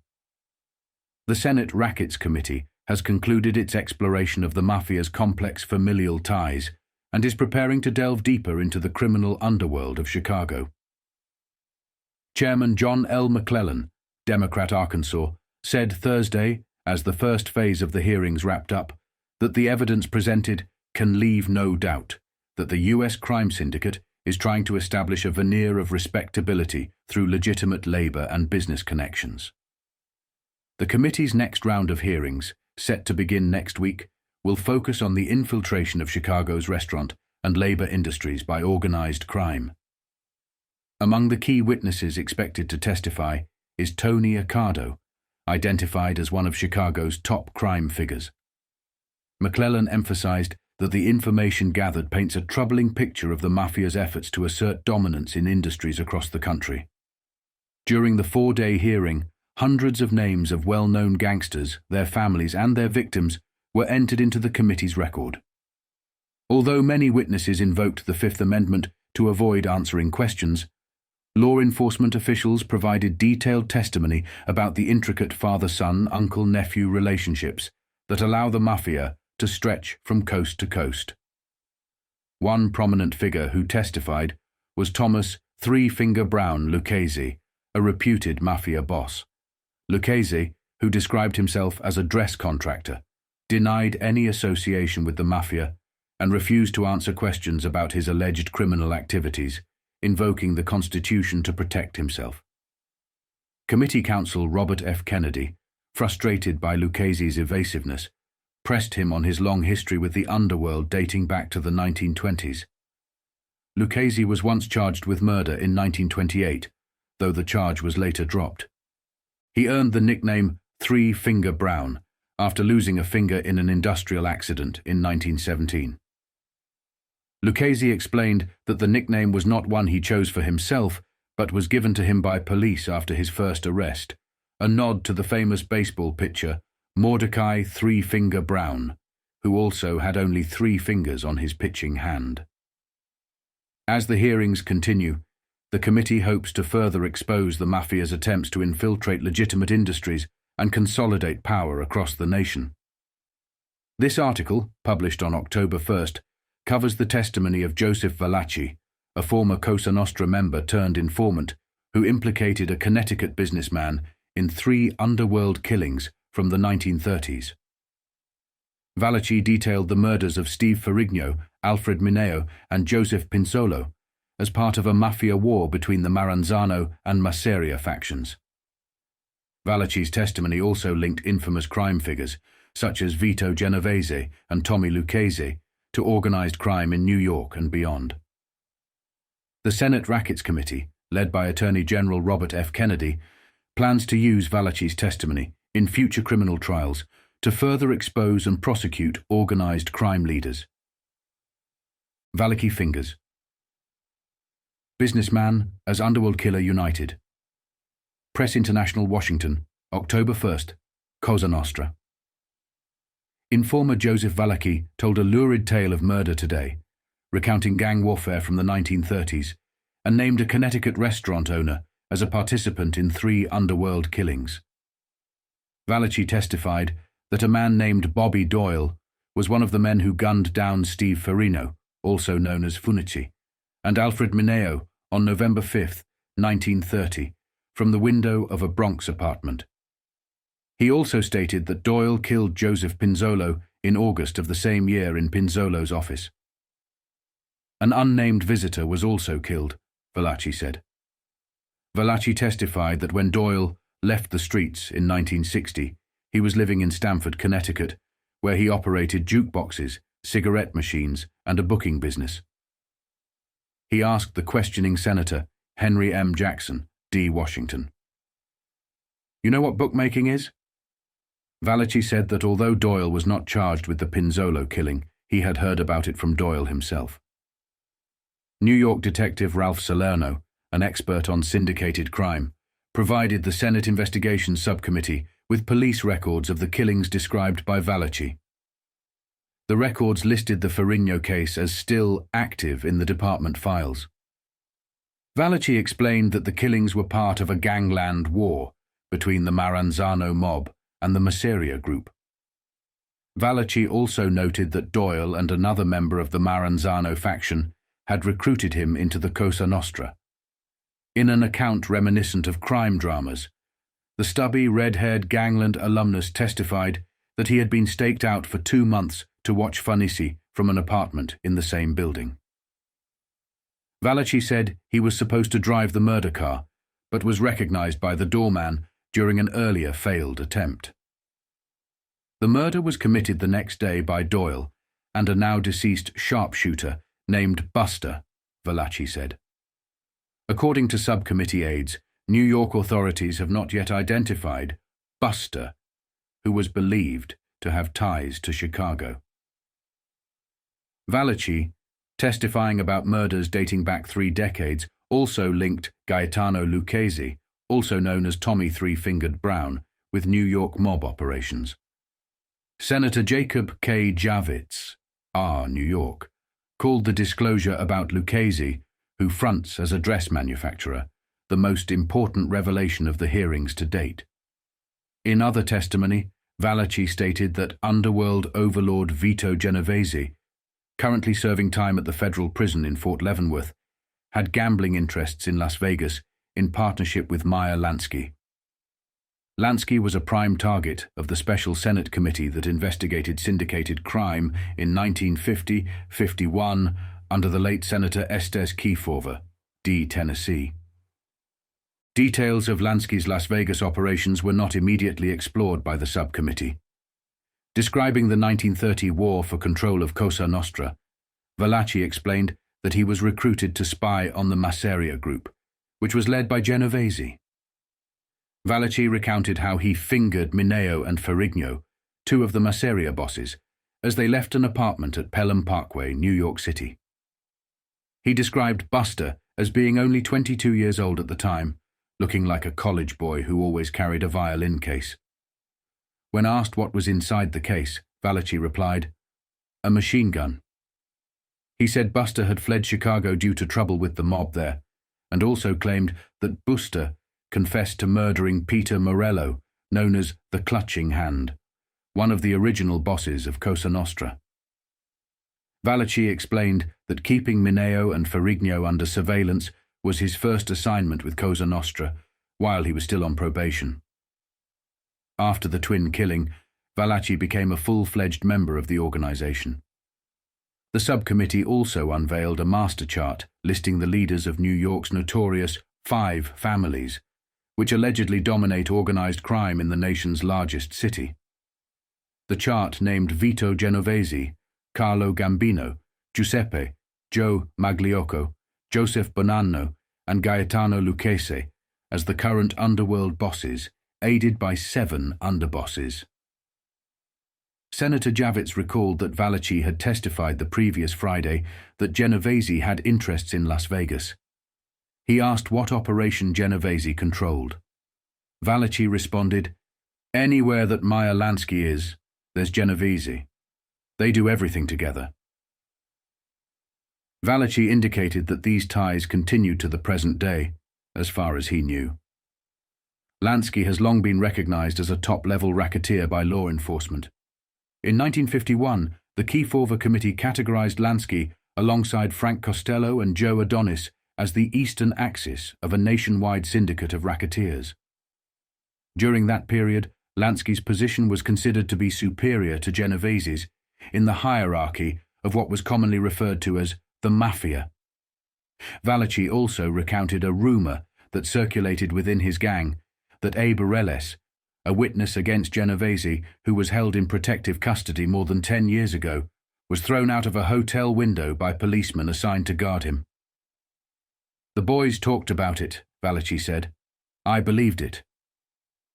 Attorney General Robert F. Kennedy stated that the government plans to use Valachi as a witness in future federal criminal trials against certain leaders of organized crime. Kennedy, who opened the hearings by warning that Cosa Nostra operates as a powerful, invisible government with a multi-million-dollar income, declined to specify the cases in which Valachi would be used. However, he expressed hope that Valachi's testimony as a confessed killer and convicted narcotics peddler would help imprison his former criminal associates. This article reports on testimony from Joseph Valachi, a former Cosa Nostra member turned informant, before the Senate Investigation Subcommittee. Valachi linked imprisoned Mafia boss Vito Genovese to gambling interests in Las Vegas, in partnership with Meyer Lansky, reinforcing the deep ties between organized crime and legitimate business ventures. Valachi also recounted betrayals and double crosses within the Mafia, offering insights into the violent and treacherous world of organized crime. Despite invoking the Fifth Amendment repeatedly, Valachi's testimony unveiled the inner workings of the 5 families of New York and the power struggles that defined their operations. The hearings, led by Attorney General Robert F. Kennedy and Senator John McClellan, aim to dismantle organized crime and bring its leaders to justice. Valachi links: Vito Genovese to Las Vegas, Washington, UPI. Underworld informer. Joseph Valachi testified today that imprisoned Cosa Nostra leader Vito Genovese still holds gambling interests in Las Vegas, Nevada, in partnership with gambler Meyer Lansky. Valachi resumed his testimony before the Senate Investigation Subcommittee, providing more details about gangland murders that occurred during a struggle for control of New York's mob scene. The subcommittee unveiled a master chart identifying the leaders of New York's infamous 5 families, which are said to control the rackets in the nation's largest city. It named Vito Genovese, Carlo Gambino, Giuseppe, Joe, Magliocco, Joseph Bonano, and Gaetano Lucchese as the heads of these families, supported by 7 underbosses. Senator Jacob Javits, R. New York, recalled that Valachi testified last Friday that Genovese, who is currently serving a 15-year sentence for narcotics violations at the federal prison in Leavenworth, Kansas, had interests in Las Vegas. Javits asked which operation was under Genovese's control. Valachi responded, "Anywhere that Meyer Lansky is, there's Genovese. They do everything together." Valachi added that, as far as he knew, these ties still persisted. Lansky has long been considered a top-level racketeer by law enforcement authorities. In 1951, the Special Senate Crime Committee, led by the late Senator Estes Kefauver, D. Tennessee, grouped Lansky with Frank Costello and Joe Adonis as the eastern axis of a nationwide syndicate of racketeers. At that time, Lansky's position in the criminal hierarchy was considered superior to Genovese's. Valachi also said that a rumor had circulated within the mob that Abe Reles, a witness against Genovese who was being held in protective custody more than 10 years ago, was thrown out of a hotel window by the police officers assigned to guard him. "The boys talked about it," Valachi said. "I believed it." Attorney General Robert F. Kennedy stated that the government plans to use Valachi as a witness in federal criminal trials against certain leaders of organized crime.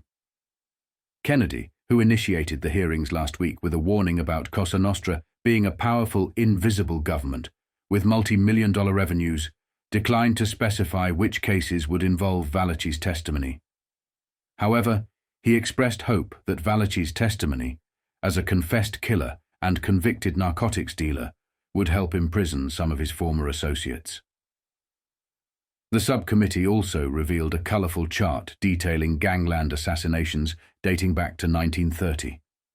It indicated that Genovese's group is now dominated by Thomas Eboli, also known as Tommy Ryan, Gerardo Catina, alias Jerry, and Michael Miranda, an advisor known as Mike.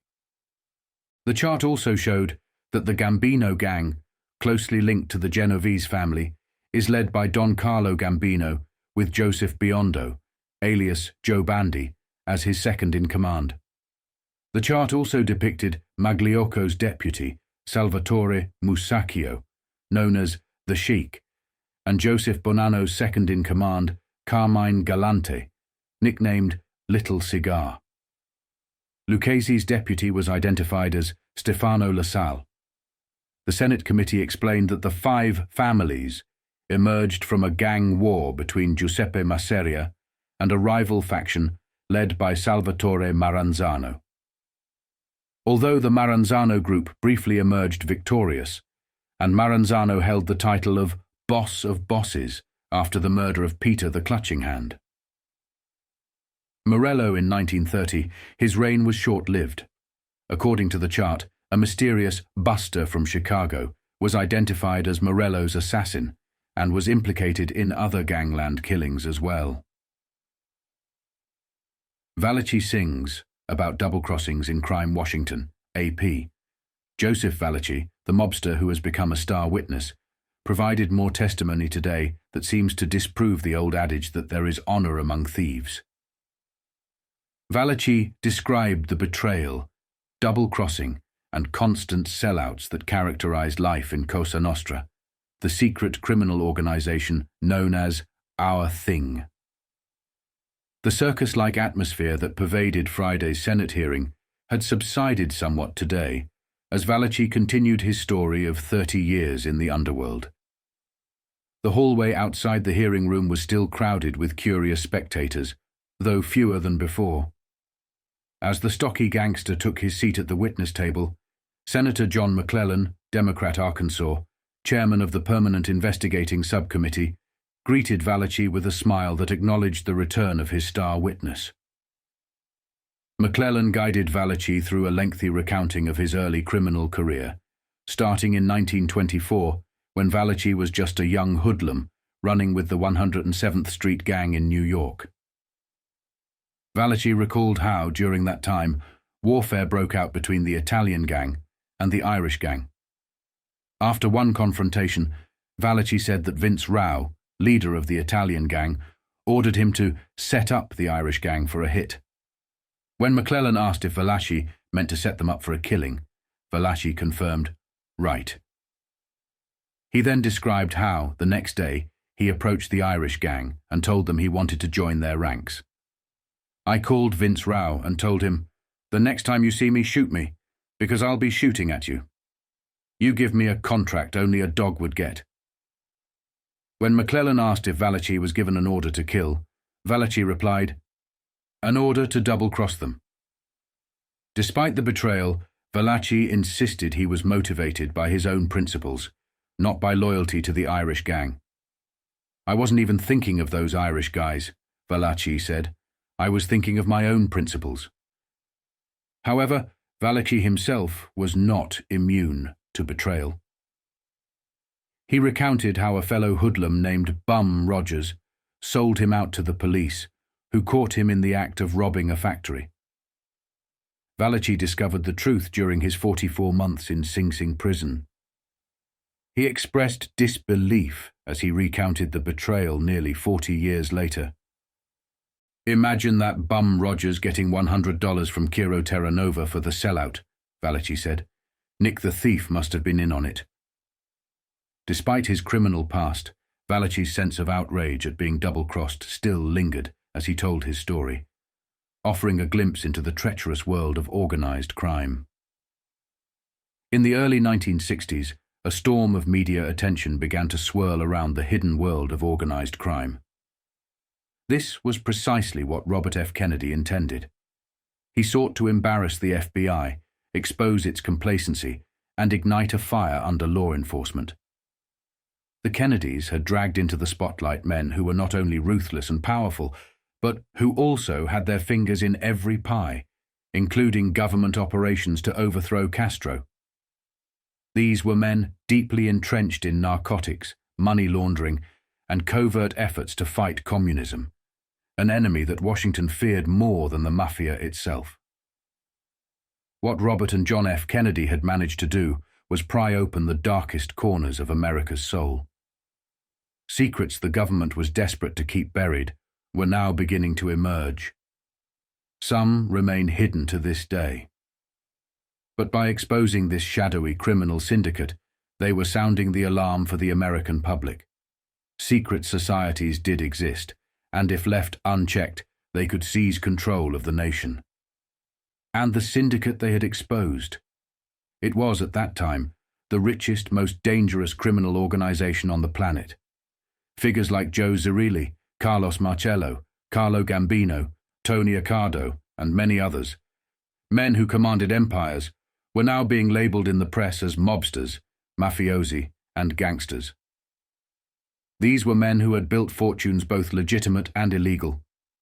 They weren't used to being called out by name, and certainly not in such a public, humiliating fashion. What had once been whispered in dark corners during the 1950s was now plastered on the front pages of newspapers, facts, not mere accusations. And the man leading the charge to expose them was none other than an Italian Sicilian. To the Mafia, it was the ultimate betrayal. These men were seething. They had helped the Kennedys rise to power, had aided them in securing the presidency. In their eyes, the Kennedys were hypocrites, using the Mafia when it suited them, whether for political gain or working hand in hand with the CIA to overthrow communism and Castro, only to turn around and condemn them publicly. And if there's one thing the Mafia despises, it's a hypocrite. Had the Kennedys fought them honorably, perhaps they could have accepted defeat. But instead, the Kennedys were being revealed as hypocrites, dabbling in organized crime behind closed doors, all while John F. Kennedy engaged in sordid affairs in the White House. Federal criminal trials against certain leaders of organized crime. Kennedy, who initiated the hearings last week with a warning about Cosa Nostra being a powerful, invisible government with multi-million-dollar revenues, declined to specify which cases would involve Valachi's testimony. However, he expressed hope that Valachi's testimony, as a confessed killer and convicted narcotics dealer, would help imprison some of his former associates. The subcommittee also revealed a colorful chart detailing gangland assassinations dating back to 1930. It indicated that Genovese's group is now dominated by Thomas Eberly, also known as Tommy Ryan, Gerardo Catina, alias Jerry, and Michael Miranda, an advisor known as Mike. The chart also showed that the Gambino gang, closely linked to the Genovese family, is led by Don Carlo Gambino with Joseph Biondo, alias Joe Bandy, as his second-in-command. The chart also depicted Magliocco's deputy, Salvatore Musacchio, known as the Sheik, and Joseph Bonano's second-in-command, Carmine Galante, nicknamed Little Cigar. Lucchese's deputy was identified as Stefano LaSalle. The Senate committee explained that the five families emerged from a gang war between Giuseppe Masseria and a rival faction led by Salvatore Maranzano. Although the Maranzano group briefly emerged victorious, and Maranzano held the title of Boss of Bosses. After the murder of Peter the Clutching Hand Morello in 1930, his reign was short-lived. According to the chart, a mysterious buster from Chicago was identified as Morello's assassin and was implicated in other gangland killings as well. Valachi sings about double crossings in crime. Joseph Valachi, the mobster who has become a star witness, provided more testimony today that disproves the old adage that there is honor among thieves. Valachi described the betrayal, double-crossing, and constant sellouts that characterized life in Cosa Nostra, the secret criminal organization known as Our Thing. The circus-like atmosphere that pervaded Friday's Senate hearing had subsided somewhat today, as Valachi continued his story of 30 years in the underworld. The hallway outside the hearing room was still crowded with curious spectators, though fewer than before. As the stocky gangster took his seat at the witness table, Senator John L. McClellan, Democrat, Arkansas, chairman of the permanent investigating underworld informer Joseph Valachi, testified today that imprisoned Cosa Nostra leader Vito Genovese still holds gambling interests in Las Vegas, Nevada, in partnership with infamous gambler Meyer Lansky. Valachi resumed his testimony before the Senate Investigations Subcommittee, providing more details about gangland murders that occurred during a struggle for control of New York's mob scene. The subcommittee unveiled a master chart identifying the leaders of New York's infamous 5 families, said to control the rackets in the nation's largest city. It named Vito Genovese, Carlo Gambino, Giuseppe, Joe, Magliocco, Joseph Bonano, and Gaetano Lucchese as the heads of these families, supported by 7 underbosses. Senator Jacob Javits, Republican, New York, recalled that Valachi testified last Friday that Genovese, who is currently serving a 15-year sentence for narcotics violations at the federal prison in Leavenworth, Kansas, had interests in Las Vegas. Javits asked which operation was under Genovese's control. Valachi responded, "Anywhere that Meyer Lansky is, there's Genovese. They do everything together." Valachi added that as far as he knew, these ties still persisted. Lansky has long been considered a top-level racketeer by law enforcement authorities. In 1951, the Special Senate Crime Committee, led by the late Senator Estes Kefauver, Democrat, Tennessee, grouped Lansky with Frank Costello and Joe Adonis as the eastern axis of a nationwide syndicate of racketeers. At that time, Lansky's position in the criminal hierarchy was considered superior to Genovese's. Valachi also mentioned that a rumor circulated within the mob that Abe Relis, a witness against Genovese who was being held in protective custody more than 10 years ago, was thrown out of a hotel window by the police officers assigned to guard him. "The boys talked about it," Valachi said. "I believed it." Attorney General Robert F. Kennedy stated that the government plans to use Valachi as a witness federal criminal trials against certain leaders of organized crime. Kennedy, who initiated the hearings last week with a warning about Cosa Nostra being a powerful, invisible government with multi-million-dollar revenues, declined to specify which cases would involve Valachi's testimony. However, he expressed hope that Valachi's testimony, as a confessed killer and convicted narcotics dealer, would help imprison some of his former associates. The subcommittee also revealed a colorful chart detailing gangland assassinations dating back to 1930. It indicated that Genovese's group is now dominated by Thomas Eboli, also known as Tommy Ryan, Gerardo Catina, alias Jerry, and Michael Miranda, an advisor known as Mike. The chart also showed that the Gambino gang, closely linked to the Genovese family, is led by Don Carlo Gambino, with Joseph Biondo, alias Joe Bandy, as his second-in-command. The chart also depicted Magliocco's deputy, Salvatore Musacchio, known as the Sheik, and Joseph Bonano's second-in-command, Carmine Galante, nicknamed Little Cigar. Lucchese's deputy was identified as Stefano LaSalle. The Senate committee explained that the 5 families emerged from a gang war between Giuseppe Masseria and a rival faction led by Salvatore Maranzano. Although the Maranzano group briefly emerged victorious, and Maranzano held the title of Boss of Bosses after the murder of Peter, the Clutching Hand Morello in 1930, his reign was short-lived. According to the chart, a mysterious Buster from Chicago was identified as Morello's assassin and was implicated in other gangland killings as well. Valachi sings about double crossings in crime. Joseph Valachi, the mobster who has become a star witness, provided more testimony today that disproves the old adage that there is honor among thieves. Valachi described the betrayal, double crossing, and constant sellouts that characterized life in Cosa Nostra, the secret criminal organization known as Our Thing. The circus-like atmosphere that pervaded Friday's Senate hearing had subsided somewhat today as Valachi continued his story of 30 years in the underworld. The hallway outside the hearing room was still crowded with curious spectators, though fewer than before. As the stocky gangster took his seat at the witness table, Senator John L. McClellan, Democrat, Arkansas, chairman of the Permanent Investigating Subcommittee, greeted Valachi with a smile that acknowledged the return of his star witness. McClellan guided Valachi through a lengthy recounting of his early criminal career, starting in 1924, when Valachi was just a young hoodlum running with the 107th Street Gang in New York. Valachi recalled how, during that time, warfare broke out between the Italian gang and the Irish gang.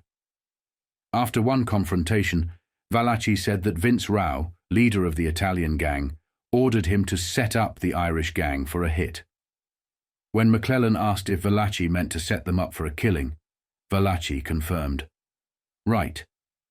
He then described how, the next day, he approached the Irish gang and told them he wanted to join their ranks. I called Vince Rao and told him, "The next time you see me, shoot me, because I'll be shooting at you. You give me a contract only a dog would get." When McClellan asked if Valachi was given an order to kill, Valachi replied, "An order to double-cross them." Despite the betrayal, Valachi insisted he was motivated by his own principles, not by loyalty to the Irish gang. "I wasn't even thinking of those Irish guys," Valachi said. "I was thinking of my own principles." However, Valachi himself was not immune to betrayal. He recounted how a fellow hoodlum named Bum Rogers sold him out to the police, who caught him in the act of robbing a factory. Valachi discovered the truth during his 44 months in Sing Sing prison.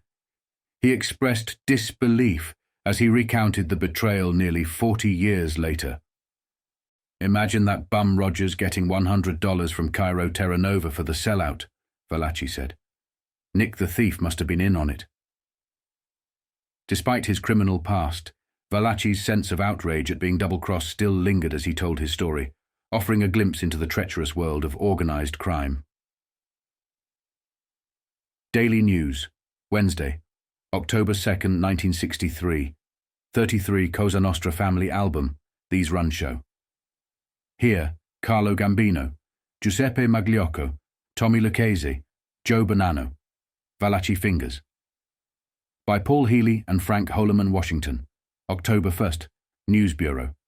Joe Valachi, the finger-pointing mobster songbird, today named racketeer Girolamo Santuccio, alias Bobby Doyle, as the murderer of 3 gangsters in a brutal civil war for control of the Cosa Nostra families in New York City.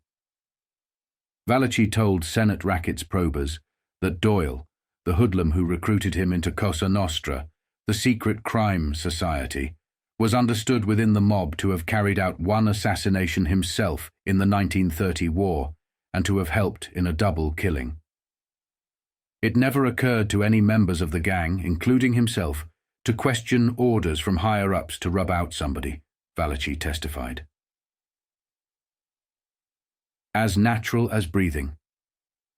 "So those things came as natural as breathing?" asked Senator Edmund Muskie, Democrat, Maine, in horrified amazement. "That's right, Senator," Valachi replied. Valachi said that when he left the streets, was sent to prison in 1960, Doyle was living in Stamford, Connecticut, operating a restaurant, jukeboxes, cigarette machines, and bookie joints. While giving senators and TV viewers another chilling peek into his dangerous life in the New York gangs, Valachi also provided the names of the racketeers who he said presently control the New York Cosa Nostra, which translates into English as "our thing." The 5 New York bosses named with their aliases were Gaetano Lucchese, Three Finger Brown, Joseph Bonano, Joe Bananas, Giuseppe Magliocco, Joe Magliac, Carlo Gambino, Don Carlo, and Vito Genovese, Don Vitone. A loyal soldier until Vito's kiss of death. Genovese, under whom Valachi served loyally as a soldier or button man until Vito gave him the kiss of death, is now serving time on a narcotics conviction in the federal prison in Leavenworth, Kansas. Valachi said Genovese has been running his family or Cosa Nostra branch by remote control from behind bars, but that his acting boss is Thomas Eberly, Tommy Ryan. Other leaders of the group are Gerardo Catena, known as Jerry, and Michel Miranda, a high-level advisor known as Mike. On a committee chart issued as a guide to New York Cosa Nostra families, ancestry and relevant murders, the Gambino and Genovese clans are identified as the Luciano Genovese group. Valachi testified, under questioning, that Genovese still has gambling interests in Las Vegas in association with Meyer Lansky. This article sheds light on newly discovered details about the infamous Appalachian Convention of 1957, where leaders of organized crime syndicates gathered under the guise of a social event.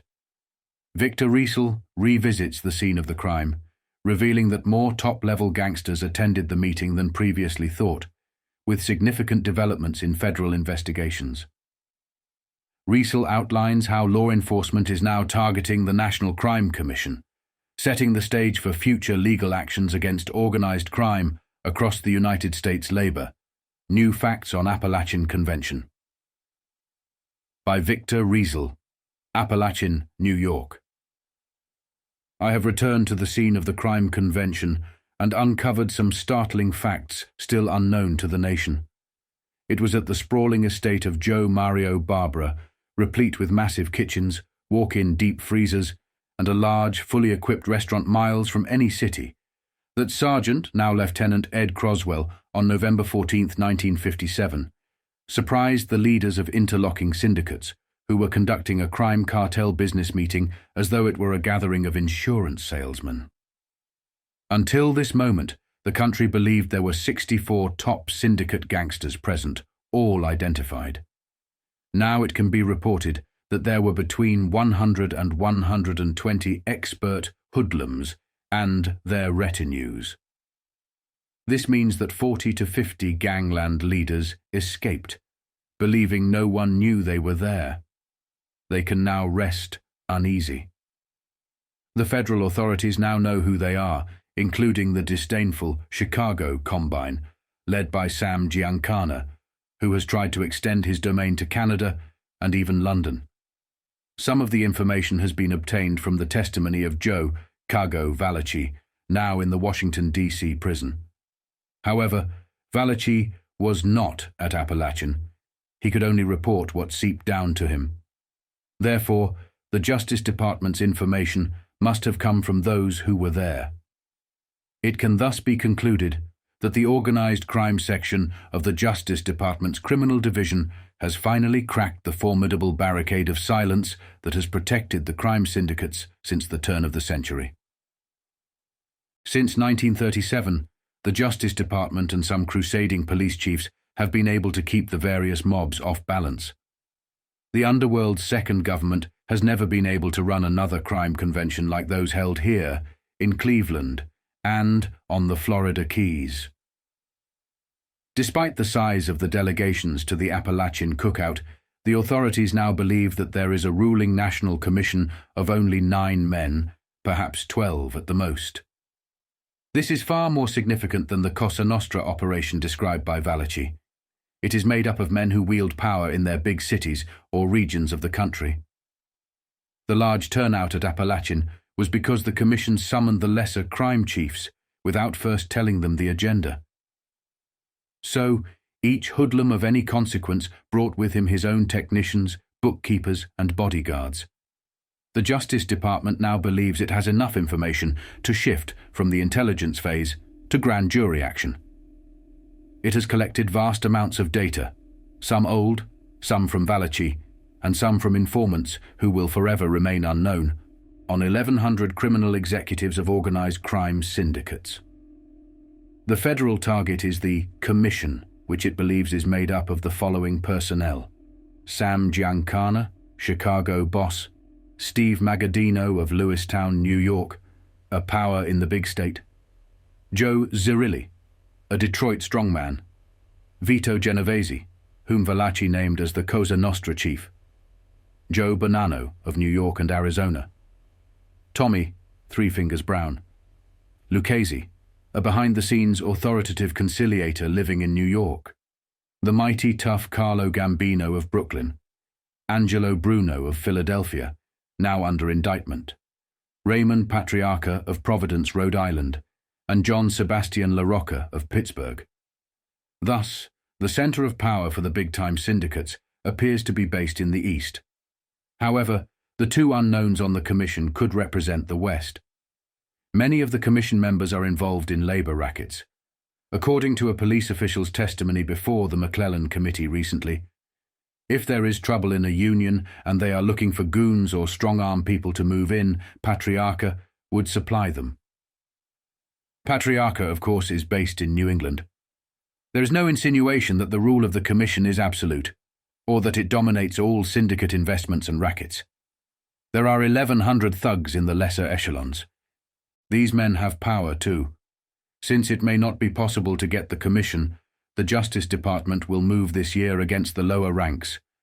The first such moves will be attempted breakthroughs in New York and Chicago. Next will come Philadelphia, Miami, and Los Angeles, followed by 5 or 6 other cities. So, watch the raids and the courtroom dramas.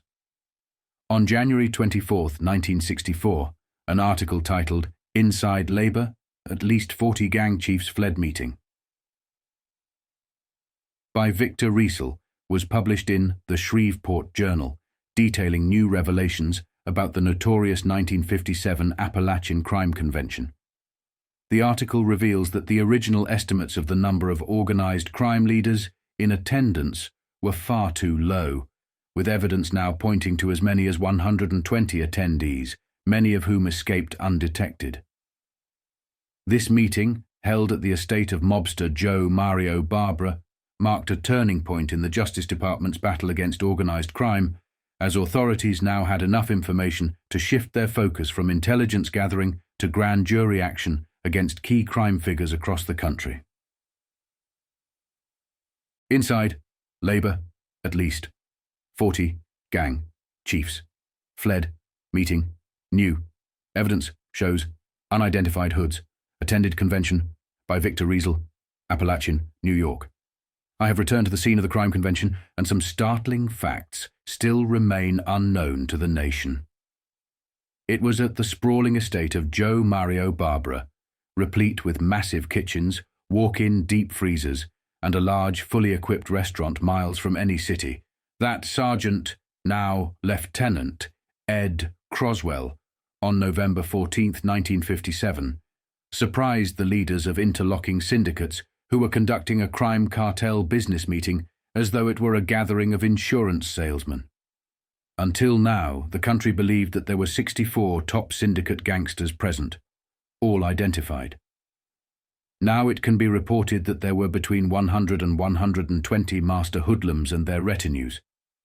This means that from 40 to 50 gangland leaders escaped, believing no one knew they were there. They can now rest uneasy. The federal authorities now know who they are, and that they include the disdainful Chicago Combine led by Sam Giancana, who has tried to extend his domain to Canada and even London. Some of the information has been obtained from the testimony of Joe Cago Valachi, who is now in a Washington, D.C. prison. However, Valachi was not at Appalachian. He could only report what had trickled down to him. Therefore, the Justice Department's information must have come from those who were there. It can thus be concluded that the organized crime section of the Justice Department's Criminal Division has finally cracked the formidable barricade of silence that has protected the crime combine since the turn of the century. Since 1957, the Justice Department and some crusading police chiefs have been able to keep the various mobs off balance. The underworld's second government has never been able to organize another crime convention as they did here and on the Florida Keys. Despite the size of the delegations at the Appalachian Cookout, the authorities now believe there is a ruling national commission of only 9 men, perhaps 12 at most. This is far larger than the Cosa Nostra operation described by Valachi. It is made up of men who wield power in their big cities or regions of the country. The large turnout at Appalachian occurred because the commission summoned the lesser crime chiefs without first telling them the agenda. So, each hoodlum of any consequence brought with him his own technicians, bookkeepers and bodyguards. The Justice Department now believes it has enough information to shift from the intelligence phase to grand jury action. It has collected vast amounts of data, some old, some from Valachi, and some from informants who will forever remain unknown, on 1,100 criminal executives of organized crime syndicates. The federal target is the Commission, which it believes is made up of the following personnel: Sam Giancana, Chicago boss; Steve Magaddino of Lewiston, New York, a powerful figure in the state; Joe Zerilli, a strongman from Detroit; Vito Genovese, whom Valachi named as the Cosa Nostra chief; Joe Bonano of New York and Arizona; Tommy, Three Fingers Brown, Lucchese, an authoritative behind-the-scenes conciliator living in New York; the mighty tough Carlo Gambino of Brooklyn; Angelo Bruno of Philadelphia, who is currently under indictment; Raymond Patriarca of Providence, Rhode Island; and John Sebastian LaRocca of Pittsburgh. Thus, the center of power of the big-time syndicates appears to be based in the East. However, the two unknowns on the Commission could represent the West. Many of the Commission members are involved in labor rackets. According to police testimony before the McClellan Committee recently, if there is trouble in a union and they are looking for goons or strong-arm people to move in, Patriarca would supply them. Patriarca, of course, is based in New England. There is no insinuation that the rule of the Commission is absolute or that it dominates all syndicate investments and rackets. There are 1,100 thugs in the lesser echelons. These men have power too. Since it may not be possible to take down the Commission, the Justice Department will move this year against the lower ranks. The first such moves will be attempted breakthroughs in New York and Chicago. Next will come Philadelphia, Miami, and Los Angeles, followed by 5 or 6 other cities. So, watch the raids and the courtroom dramas. On January 20th, 1965, the Chicago Tribune featured an article titled "Jury Sees Giancana Fourth Time" by Thomas Powers, reporting on the continued federal investigation into the kidnapping of Mafia leader Joseph Joe Bananas Bonano. Chicago crime boss Sam Momo Giancana appeared for the 4th time before a grand jury in New York City, as authorities probed the October 21st abduction of Bonano, who vanished just hours before he was set to testify before the same jury.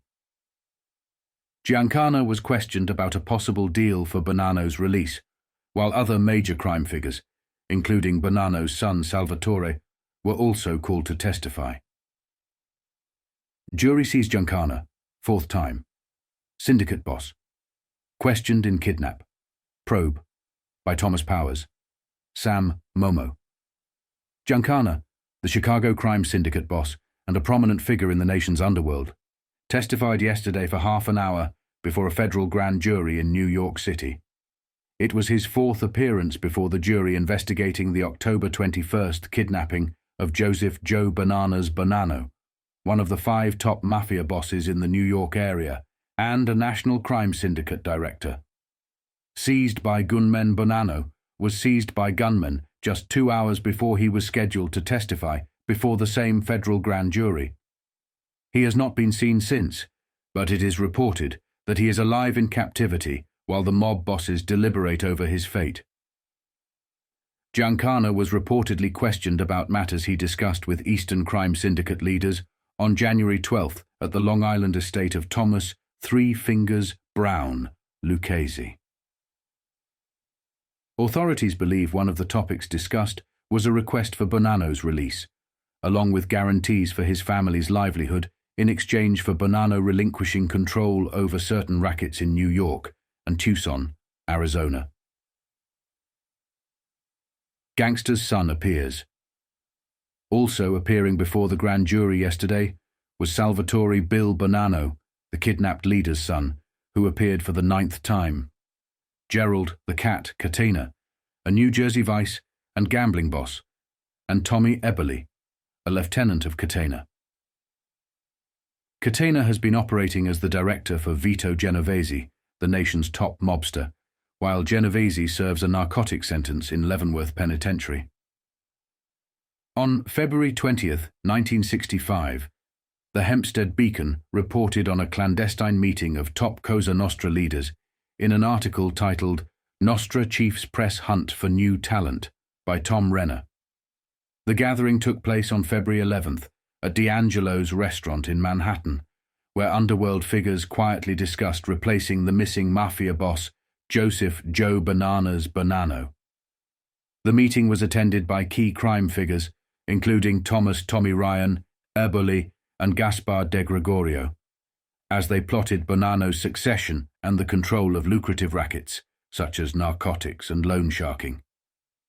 Despite rumors of Bonano's death, authorities now believe he is alive and in hiding. Nostra Chief's Press Hunt for New Talent. By Tom Renner, New York. It was just a business meeting of top executives in a popular 55th Street restaurant. Outside, men hid in doorways, peered from office windows, or drove by in cars. Inside, the executives, all top leaders of 3 Cosa Nostra families, were meeting to consider a new successor to the missing and deposed family boss, Joseph Joe Bananas Bonano. The date was February 11th. Just about a month before, the FBI reported that Chicago underworld boss Salvatore Momo Giancana had spent a quiet day on January 12th at the Villa Capra in Cedarhurst, scouting for talent to fill Bonano's shoes. Present with Giancana at the Cedarhurst meeting were Tommy Ryan Eboli, acting boss in the absence of imprisoned crime, Czar Vito Genovese, Gerardo Jerry Catena, a Genovese underboss, and representatives of the Bonano and Lucchese underworld families. Top-level meeting. The February 11th meeting, the latest in what appears to be a series of top-level meetings between Cosa Nostra chiefs and their lieutenants, took place at D'Angelo's restaurant at 252 West 55th Street, near 8th Avenue in Manhattan. Attending the meeting were Eboli, Rocco Perotta of New York City, a close associate of Eboli, Carmine Mr. Gibbs Tramunti, the 4th-ranking lieutenant for Gaetano, 3 Finger Brown, Lucchese, of 145-79, 6th Avenue, Whitestone, Matteo Valvo of Brooklyn, a former suspected underboss for Bonano, Frank Funzi Thierry, a henchman, Gaspar de Gregorio, a rising star in the Bonano family, who lives at 737 5th Street, West Babylon, and 3 other, as yet unidentified, Cosa Nostra members. The principals of the meeting arrived singly or in pairs, so as not to arouse suspicion or attract attention from the police, who were already present to observe. While other unsuspecting patrons sipped cocktails or ate their lunches, the group sat at a rear table and quietly discussed the topic of the day: Bonano and the territory his mob was to control, particularly in narcotics, loan sharking and gambling. Initially believed to be dead, Bonano is now thought by leading police officials to be alive and in hiding, possibly in Mexico, on orders from the Cosa Nostra Grand Council. He had been reported in Long Island and upstate New York after his disappearance. His son, Salvatore Bonano of East Meadow, was located by federal authorities in Arizona, where his father had made his home. Bonano was allegedly kidnapped before a New York federal grand jury, which was investigating narcotics, was scheduled to question him. Since then, the jury has primarily focused on questioning his sons, Joseph Jr. and Salvatore, the owner of the Villa Capra, Francesco Manza, of Neponset, Queens, and other Long Island hoodlums whose identities have not been disclosed. In recent months, there has been a surge of mob activity and smaller Appalachian-style meetings regarding Bonano's successor. Police and federal authorities have declined to comment on the latest reported meeting in New York. On March 11, 1965, the East Liverpool Review featured an article titled "It's Business as Usual for Crime Cartel" by Victor Riesel, exposing the massive reach of organized crime in the United States. Behind President Johnson's crime message were alarming reports from figures like J. Edgar Hoover and Senator John L. McClellan, revealing that a 12-man commission controlled a national crime syndicate involved in labor rackets, narcotics and gambling, employing over 750,000 men. Despite government probes and exposés, the crime cartel, led by powerful figures like Carlo Gambino and Sam Giancana, continued to thrive and even expand into new ventures, including urban renewal and labor exploitation. It's Business as Usual for Crime Cartel by Victor Riesel. Behind the presidential crime message is a series of fantastic reports from such men as J. Edgar Hoover and racket-smashing Senator John L. McClellan, D. Arkansas, which actually made President Johnson shudder at the unbelievable extent of the organized underworld. In effect, these reports disclosed that there is a national crime syndicate run by a 12-man commission directing a complex of businesses, local and dummy unions, narcotics networks, and gambling operations, employing a total of some 750,000 men. As previously disclosed in this column, the underworld handles some $40 billion a year. The 12-man commission of ranking millionaire criminals, one of whom was actually involved in wartime treason, decides policy, settles disputes, and regulates territorial operations, according to Senator McClellan. Directly under the commission are some 2,000 executive criminals who daily conduct the activities of what some call the Mafia, and others, the Cosa Nostra. A detailed study. A detailed study by this column of Senator McClellan's latest report and recent grand jury probes reveals that at least half of the National Commission and 300 of the executives have been involved in labor rackets. Thus, a significant portion of what is being dubbed the second government is a direct threat to American labor and, in turn, to American business. This intricate array of wealthy gangsters is reported from the inside to be wary of the coming assault by the government. But they are cautious, not frightened. Sensing that the attack will be launched against their gambling and narcotics operations, the National Crime Organization is looking toward the possibilities of exploiting urban renewal, labor's pension and welfare funds, and hundreds of millions of dollars in the rapid expansion of suburbs across the country. They believe they can do this by moving into the construction field and infiltrating some unions, especially in areas where contractors must meet deadlines. There is no doubt about the underworld's manpower and specialists in the labor field. Look, for example, at the Carlo Gambino Combine, one of 5 that controls the New York City area and adjacent Long Island. In the Cosa Nostra Gambino family, there are 69 active topside men. Of these, including the boss, the underboss, and the high lieutenants, 12 are deeply involved in the labor rackets.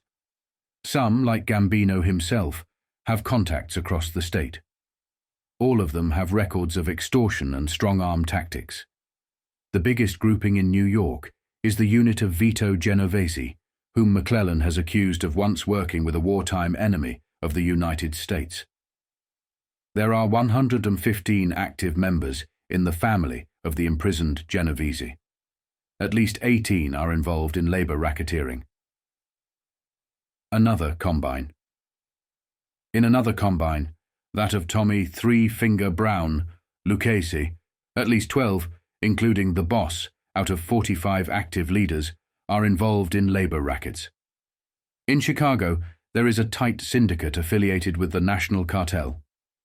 The mob there has about 100 activists, of which 5 are labor racketeering account executives. The Chicago group, according to testimony before the McClellan Committee, is headed by a 19-member combine. One of them, this testimony states, is a Teamsters official, Joey Glimko. Though this was revealed some time ago, Glimko has not yet been removed from his local office and is, in fact, actively organizing there. In this same group of 19 men is the probable successor to Genovese as head of the National Commission. He is Salvatore Momo Giancana, also known as Sam Mooney Giancana.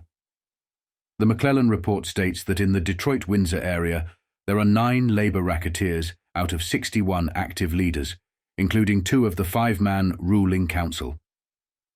Thus, it goes across the United States, from coast to coast, from Tampa to the Canadian border. Despite probes and Joe Valachi's exposures, their leadership ranks are astonishingly intact. There have been a few dropouts, a few natural deaths, and 2 or 3 not-so-natural deaths. But for the most part, the crime cartel is doing business as usual, perhaps even more so. On March 16, 1965, the Harrisburg Telegraph published an article titled "The Underworld Government, Nation's Crime Network Supports 750,000 Men" by Victor Riesel, detailing the vast operations of a national crime syndicate controlling an estimated $40 billion a year.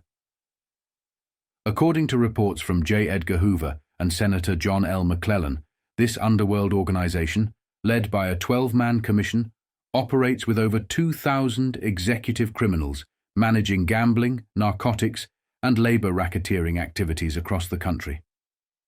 Despite government investigations, including exposés by Joe Valachi, the syndicate's leadership remains largely intact and is now expanding its reach into urban renewal and the construction industry.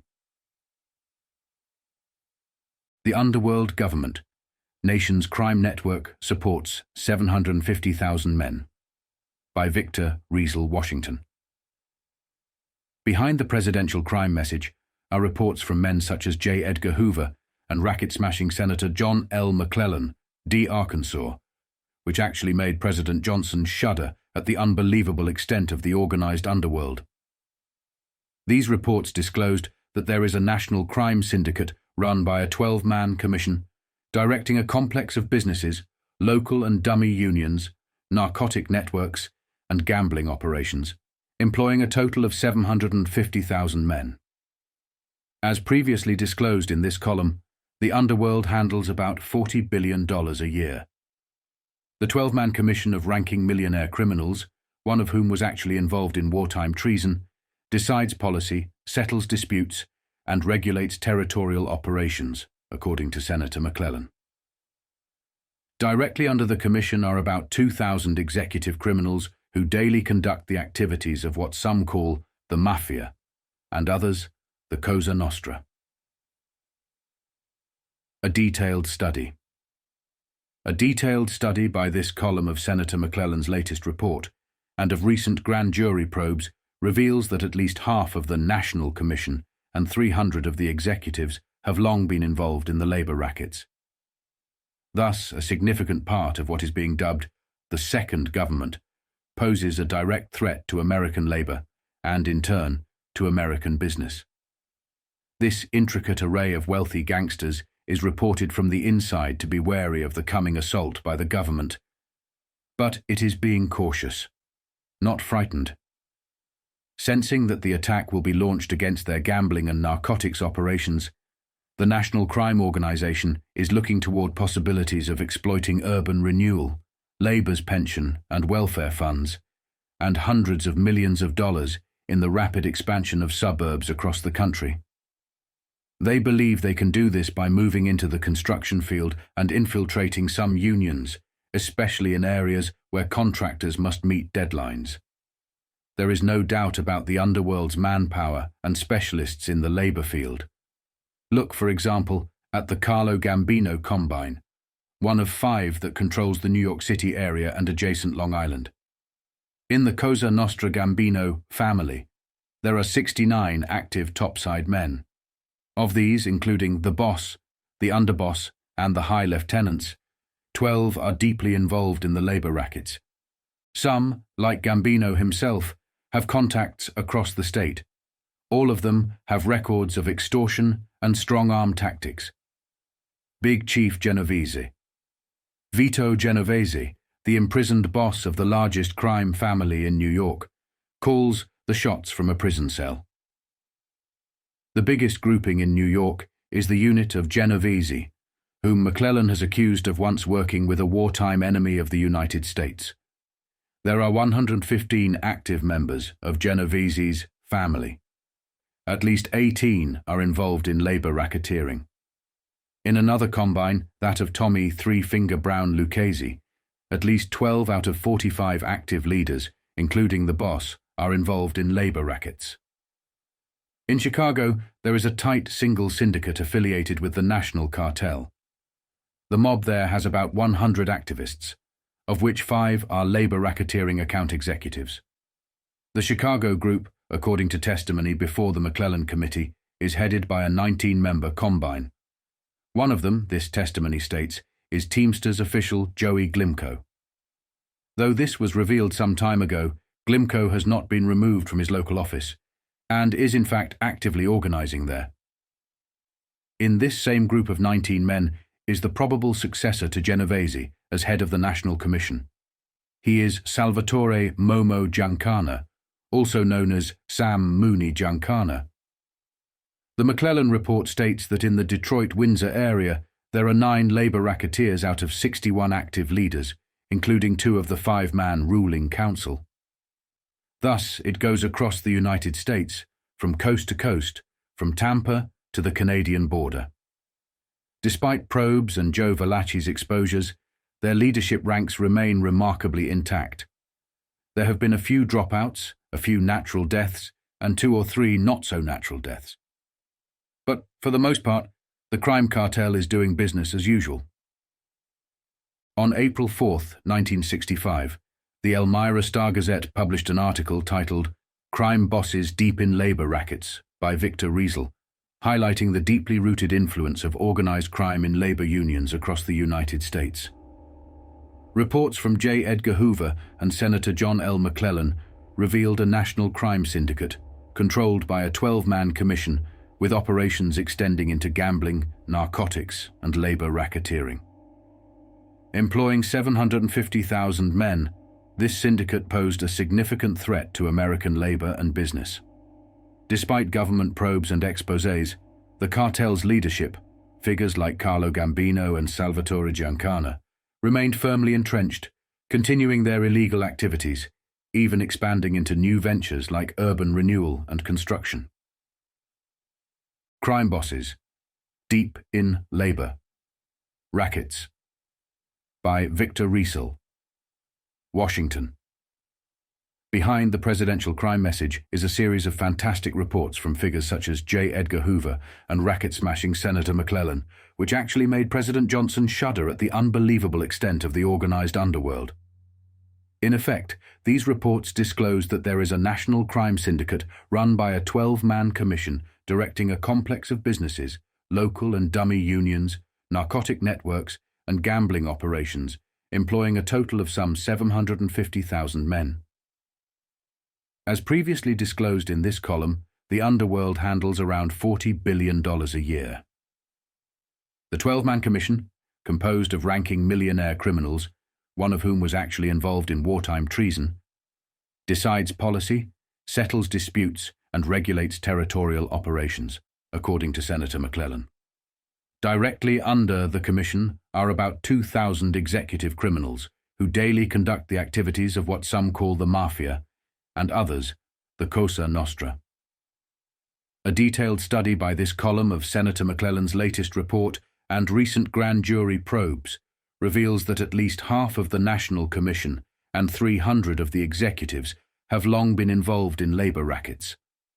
Thus, a significant part of what is being dubbed the second government poses a direct threat to American labor, and, in turn, to American business. This intricate array of wealthy gangsters is reported from the inside to be wary of the coming assault by the government. But it is being cautious, not frightened. Sensing that the attack will be launched against their gambling and narcotics operations, the National Crime Organization is looking toward possibilities of exploiting urban renewal, labor's pension and welfare funds, and hundreds of millions of dollars in rapid suburban expansion. They believe they can achieve this by moving into the construction field and infiltrating unions, especially in areas where contractors must meet deadlines. There is no doubt about the underworld's manpower and specialists in the labor field.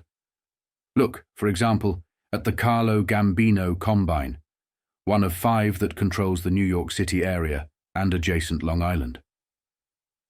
In the Cosa Nostra Gambino family, there are 69 active topside men, Of these, including the boss, the underboss, and the high lieutenants, 12 are deeply involved in the labor rackets. Some, like Gambino himself, have contacts across the state. All of them have records of extortion and strong-arm tactics. The largest grouping in New York is the unit of Vito Genovese, whom McClellan has accused of once working with a wartime enemy of the United States. There are 115 active members in the family of the imprisoned Genovese. At least 18 of them are involved in labor racketeering.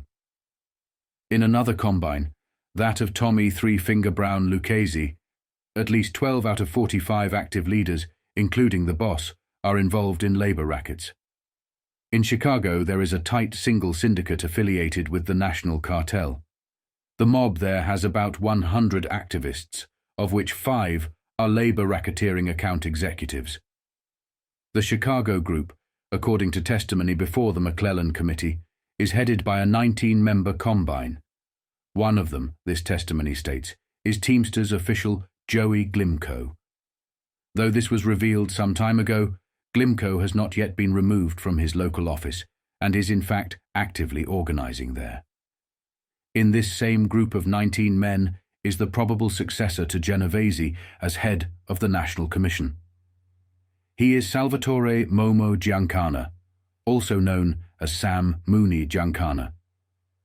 The McClellan report states that in the Detroit-Windsor area there are 9 labor racketeers among 61 active leaders, including 2 members of the 5-man ruling council.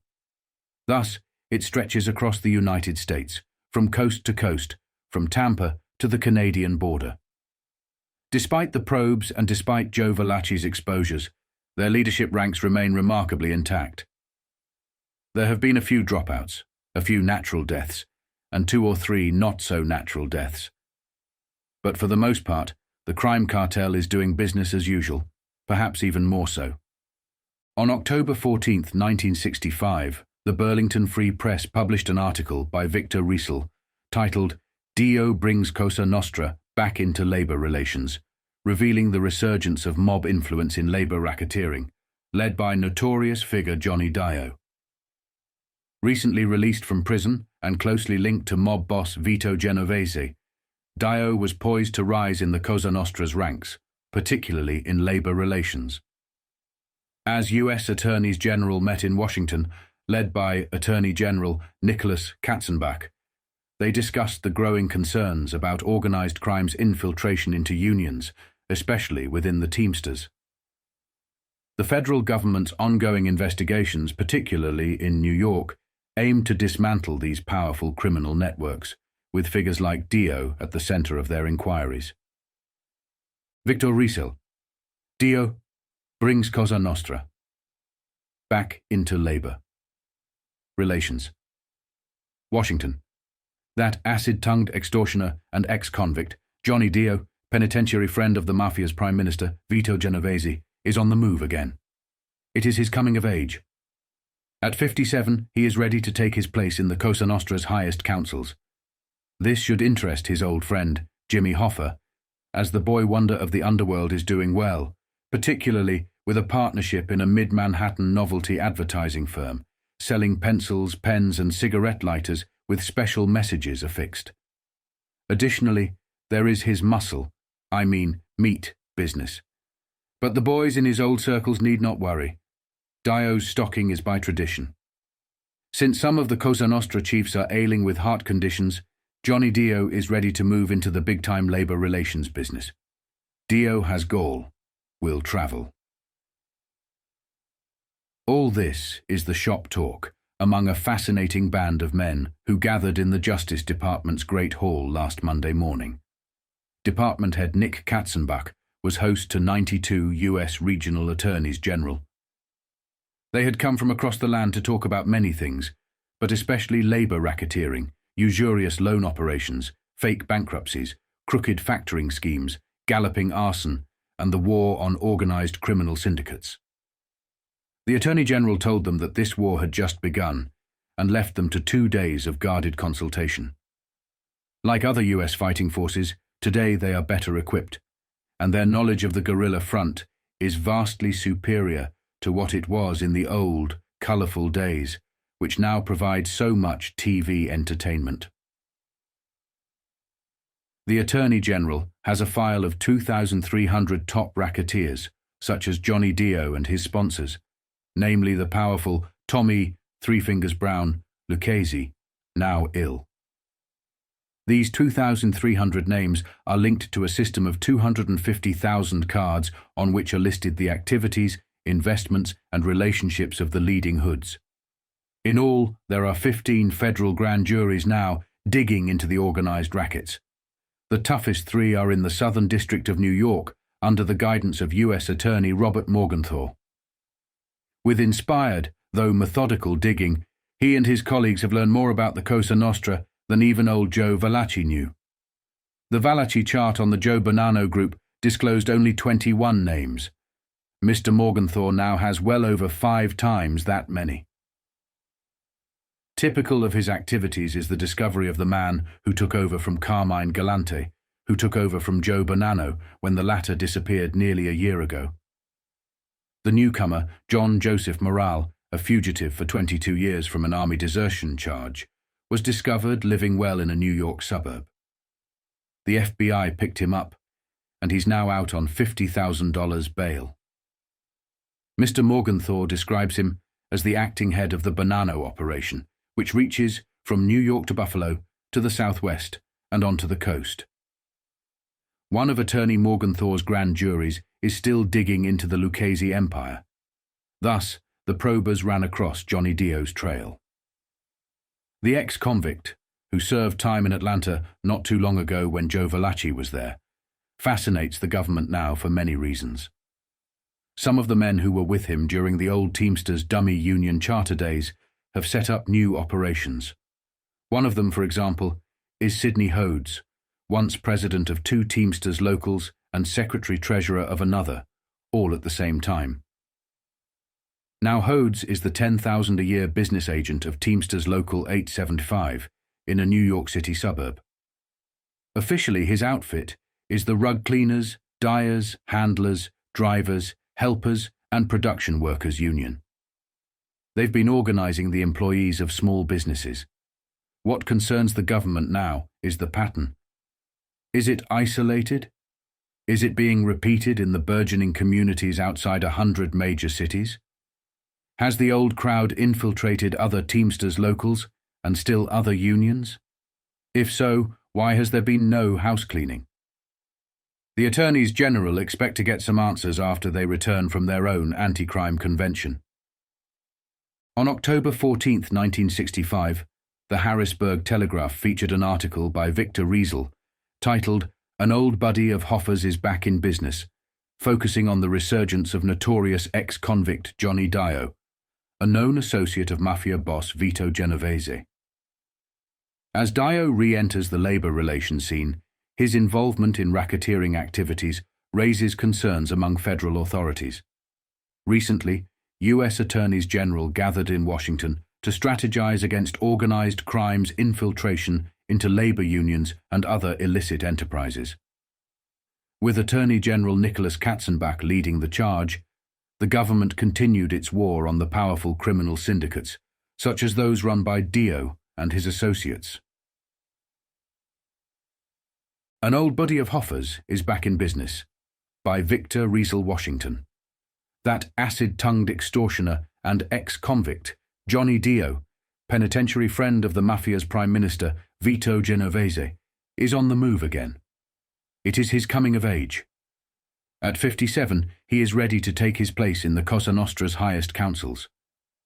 It should interest his old friend Jimmy Hoffa that the boy wonder of the underworld is doing well, what with a partnership in a mid-Manhattan novelty advertising firm selling pencils, pens, and cigarette lighters with special messages affixed. And then there is his muscle. I mean meat business. But the boys in his old circles need not worry. Dio sticks to tradition. Since some of the Cosa Nostra chiefs are ailing with heart conditions, Johnny Dio is ready to move into the big-time labor relations business. Dio has gall, will travel. All this is the shop talk among a fascinating band of men who gathered in the Justice Department's Great Hall last Monday morning.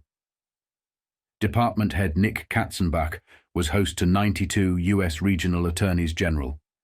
They had come from across the land to talk about many things, especially labor racketeering, usurious loan operations, fake bankruptcies, crooked factoring schemes, galloping arson, and the war on organized criminal syndicates. Cosa Nostra and the unions. The Attorney General has a file of 2,300 top racketeers, such as Johnny Dio and his sponsors, namely the powerful Tommy Three Fingers Brown Lucchese, who is now ill. These 2,300 names are linked to a system of 250,000 cards, on which are listed the activities, investments, and relationships of the leading hoods. In all, there are 15 federal grand juries now digging into the organized rackets. The toughest three are in the Southern District of New York, under the guidance of U.S. Attorney Robert Morgenthau. With inspired, though methodical digging, he and his colleagues have learned more about the Cosa Nostra than even old Joe Valachi knew. The Valachi chart on the Joe Bonano group disclosed only 21 names. Mr. Morgenthau now has well over 5 times that many. Typical of his activities is the discovery of the man who took over from Carmine Galante, who took over from Joe Bonano when the latter disappeared a year ago, almost to the day. The newcomer, John Joseph Morale, a fugitive for 22 years from an army desertion charge, was discovered living well in a New York suburb. The FBI picked him up, and he is now out on $50,000 bail. Mr. Morgenthau describes him as the acting head of the Bonano operation, which reaches from New York to Buffalo to the southwest and onto the coast. One of Attorney Morgenthau's grand juries is still digging into the Lucchese empire. Thus, the probers ran across Johnny Dio's trail. The ex-convict, who served time in Atlanta not too long ago when Joe Valachi was there, fascinates the government now for many reasons. Some of the men who were with him in the old Teamsters Dummy Union charter days have set up new operations. One of them, for example, is Sidney Hodes, once president of 2 Teamsters locals and secretary-treasurer of another, all at the same time. Now Hodes is the $10,000 a year business agent of Teamsters Local 875 in a New York City suburb. Officially, his outfit is the rug cleaners, dyers, handlers, drivers, helpers, and production workers union. They have been organizing the employees of small businesses. What concerns the government now is the pattern. Is it isolated? Is it being repeated in the burgeoning communities outside 100 major cities? Has the old crowd infiltrated other Teamsters locals and still other unions? If so, why has there been no house cleaning? The attorneys general expect to get some answers after they return from their own anti-crime convention. Johnny Dio has ventured into novelties and specialties, but they had come from across the land to talk about many things, especially labor racketeering, usurious loan operations, fake bankruptcies, crooked factoring schemes, galloping arson, and the war on organized criminal syndicates. The Attorney General told them this war had just begun and left them to 2 days of guarded consultation. Like other U.S. fighting forces, today they are better equipped, and their knowledge of the guerrilla front is vastly superior to what it was in the colorful days, which now provide so much TV entertainment. On October 19, 1965, the Shamokin News Dispatch published an article by Victor Riesel titled Inside Labor, which highlighted the resurgence of Johnny Dio, a notorious ex-convict and associate of Mafia boss Vito Genovese in the labor racketeering world. Now poised to take a higher place in the Cosa Nostra, Dio has ventured into various businesses, including a Manhattan novelty firm and his re-entry into labor relations. As U.S. Attorneys General met to strategize against organized crime, led by Attorney General Nicholas Katzenbach, federal investigations were homing in on Dio and his connections. The concern was that the old mob networks had infiltrated Teamsters locals and other unions across the nation, raising alarms about widespread labor corruption. By Victor Riesel, Washington, D.C. That acid-tongued extortioner and ex-convict, Johnny Dio, penitentiary friend of the Mafia's Prime Minister, Vito Genovese, is on the move again. It is his coming of age. At 57, he is ready to take his place in the Cosa Nostra's highest councils. It should interest his old friend Jimmy Hoffa that the boy wonder of the underworld is doing well, what with a partnership in a mid-Manhattan novelty advertising firm selling pencils, pens, and cigarette lighters with special messages affixed. And there is his muscle. I mean, meat business. But the boys in his old circles need have no worry. Dio sticks by tradition. Since some of the Cosa Nostra chiefs are ailing with heart conditions, Johnny Dio is ready to move into the big-time labor relations business. Dio has gall, will travel. All this is the shop talk amongst a fascinating band of men who gathered in the Justice Department's Great Hall last Monday morning. Department head Nick Katzenbach was host to 92 U.S. regional attorneys general. They had come from across the land to talk of many things, but especially labor racketeering, usurious loan operations, fake bankruptcies, crooked factoring schemes, galloping arson, and the war on organized criminal syndicates. The Attorney General told them this war had just begun and left them 2 days of guarded consultation. Like other U.S. fighting forces, today they are better equipped, and their knowledge of the guerrilla front is vastly superior to what it was in the old, colourful days, which now provide so much TV entertainment. The Attorney General has a file of 2,300 top racketeers such as Johnny Dio and his sponsors, namely the powerful Tommy Three Fingers Brown Lucchese, who is now ill. These 2,300 names are linked to a system of 250,000 cards on which are listed the activities, investments, and relationships of the leading hoods. In all, there are 15 federal grand juries now digging into the organized rackets. The toughest 3 are in the Southern District of New York under the guidance of U.S. Attorney Robert Morgenthau. With inspired, though methodical digging, he and his colleagues have learned more about the Cosa Nostra than even old Joe Valachi knew. The Valachi chart on the Joe Bonano grouping disclosed only 21 names. Mr. Morgenthau now has well over 5 times that many. Typical of his activities is the discovery of the man who took over from Carmine Galante, who took over from Joe Bonano when the latter disappeared a year ago almost to the day. The newcomer, John Joseph Morale, a fugitive for 22 years from an army desertion charge, was discovered living well in a New York suburb. The FBI picked him up, and he's now out under $50,000 bail. Mr. Morgenthau describes him as the acting head of the Bonano operation, which reaches from New York to Buffalo to the southwest and onto the coast. One of Attorney Morgenthau's grand juries is still digging into the Lucchese empire. Thus, the probers ran across Johnny Dio's trail. The ex-convict, who served time in Atlanta not too long ago when Joe Valachi was there, fascinates the government now for many reasons. Some of the men who were with him in the old Teamsters dummy union charter days have set up new operations. One of them, for example, is Sidney Hodes, once president of 2 Teamsters locals and secretary-treasurer of another, all at the same time. Now Hodes is the $10,000 a year business agent of Teamsters Local 875 in a New York City suburb. Officially, his outfit is the rug cleaners, dyers, handlers, drivers, helpers, and production workers union. They have been organizing the employees of small businesses. What concerns the government now is the pattern. Is it isolated? Is it being repeated in the burgeoning communities outside 100 major cities?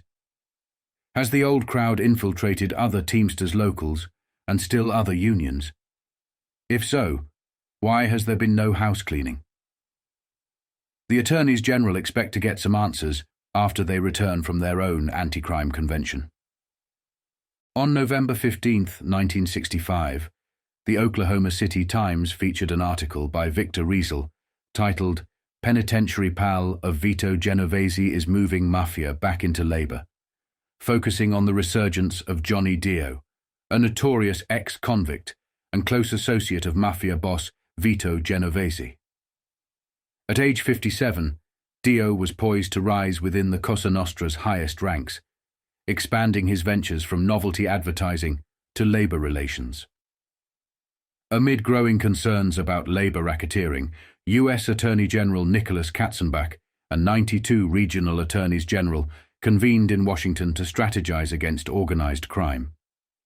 Federal investigators, including U.S. Attorney Robert Morgenthau, were unearthing deeper connections within the Mafia's operations, including Dio's re-entry into criminal labor schemes.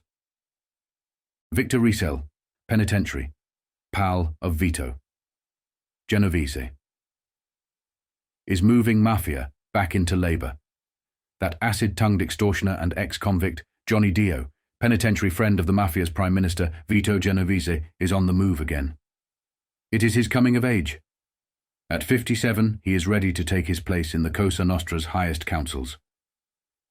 It should interest his old friend Jimmy Hoffa that the boy wonder of the underworld is doing well, having partnered with a mid-Manhattan novelty advertising firm that sells pencils, pens, and cigarette lighters with special messages affixed.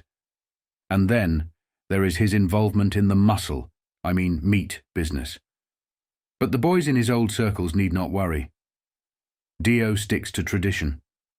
Since some of the Cosa Nostra chiefs are ailing with heart conditions, Johnny Dio is ready to move into the big-time labor relations business.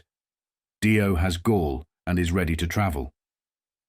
All this is shopping talk among a fascinating band of men who gathered in the Justice Department's Great Hall last Monday morning. Department head Nick Katzenbach was host to 92 U.S. regional attorneys general. They had come from across the land to discuss many issues, but especially labor racketeering, usurious loan operations, fake bankruptcies, crooked factoring schemes, galloping arson, and the ongoing war on organized criminal syndicates.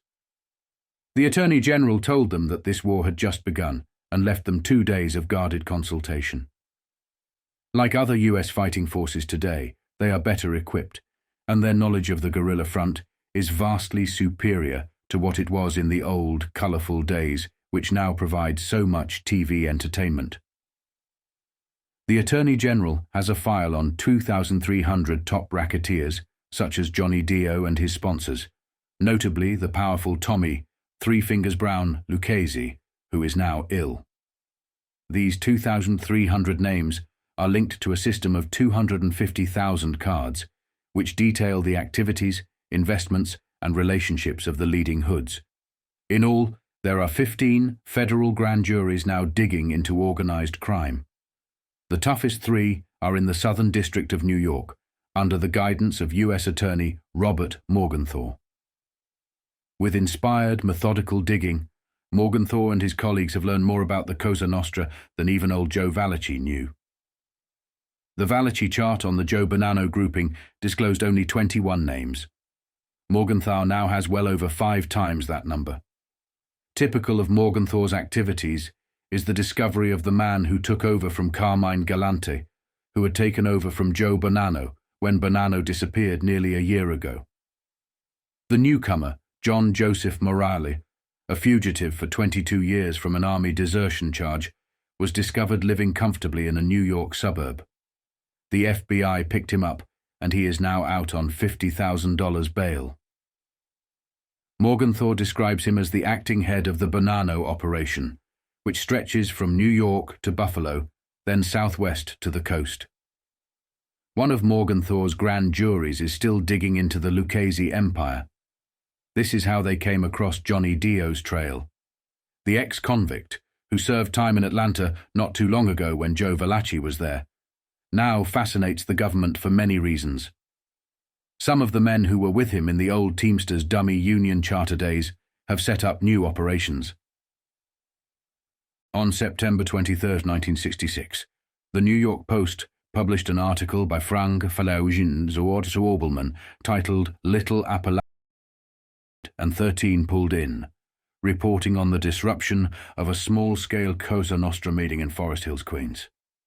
In a the notorious mobsters were arrested while dining at La Stella restaurant, marking what authorities described as a significant gathering akin to the infamous 1957 Appalachian meeting. High-profile figures such as Thomas Eboli, Carlo Gambino, and Santo Trafficante were among those apprehended, but no weapons, large amounts of cash. This raid was part of a broader crackdown on regional mob conferences, which the Cosa Nostra had large-scale raids like Appalachian. Little Appalachian Parlay. Raided and 13. Pulled in by Frank Faso and Lester Abelman. A little Appalachian-style powwow of 13 notorious members of the Cosa Nostra crime syndicate was broken up by a swift police raid on a private basement room of a Forest Hills Queens restaurant at 4 in the afternoon yesterday. Queens District Attorney Nat H. Hentle later said that the gathering was bigger than Appalachian, referring to the 1957 parley in Appalachian upstate Tioga County, where 59 crime leaders were apprehended. However, when pressed for details, Hentle would not explain what he meant by bigger. The mobsters were surprised as they were working through their syndicate agenda while wining and dining at a festive table. They were arrested on charges of consorting with known criminals, each other. The raid was led by detectives Frank Ford and John McMahon of the Maspeth precinct in Long Island, acting on information. Loaded with cash only. The underworld figures, assembled in the private room at La Stella restaurant, located at 10211 Queens Boulevard, had thousands of dollars on them. But in the true tradition of top mobsters in this country, not a single weapon was found.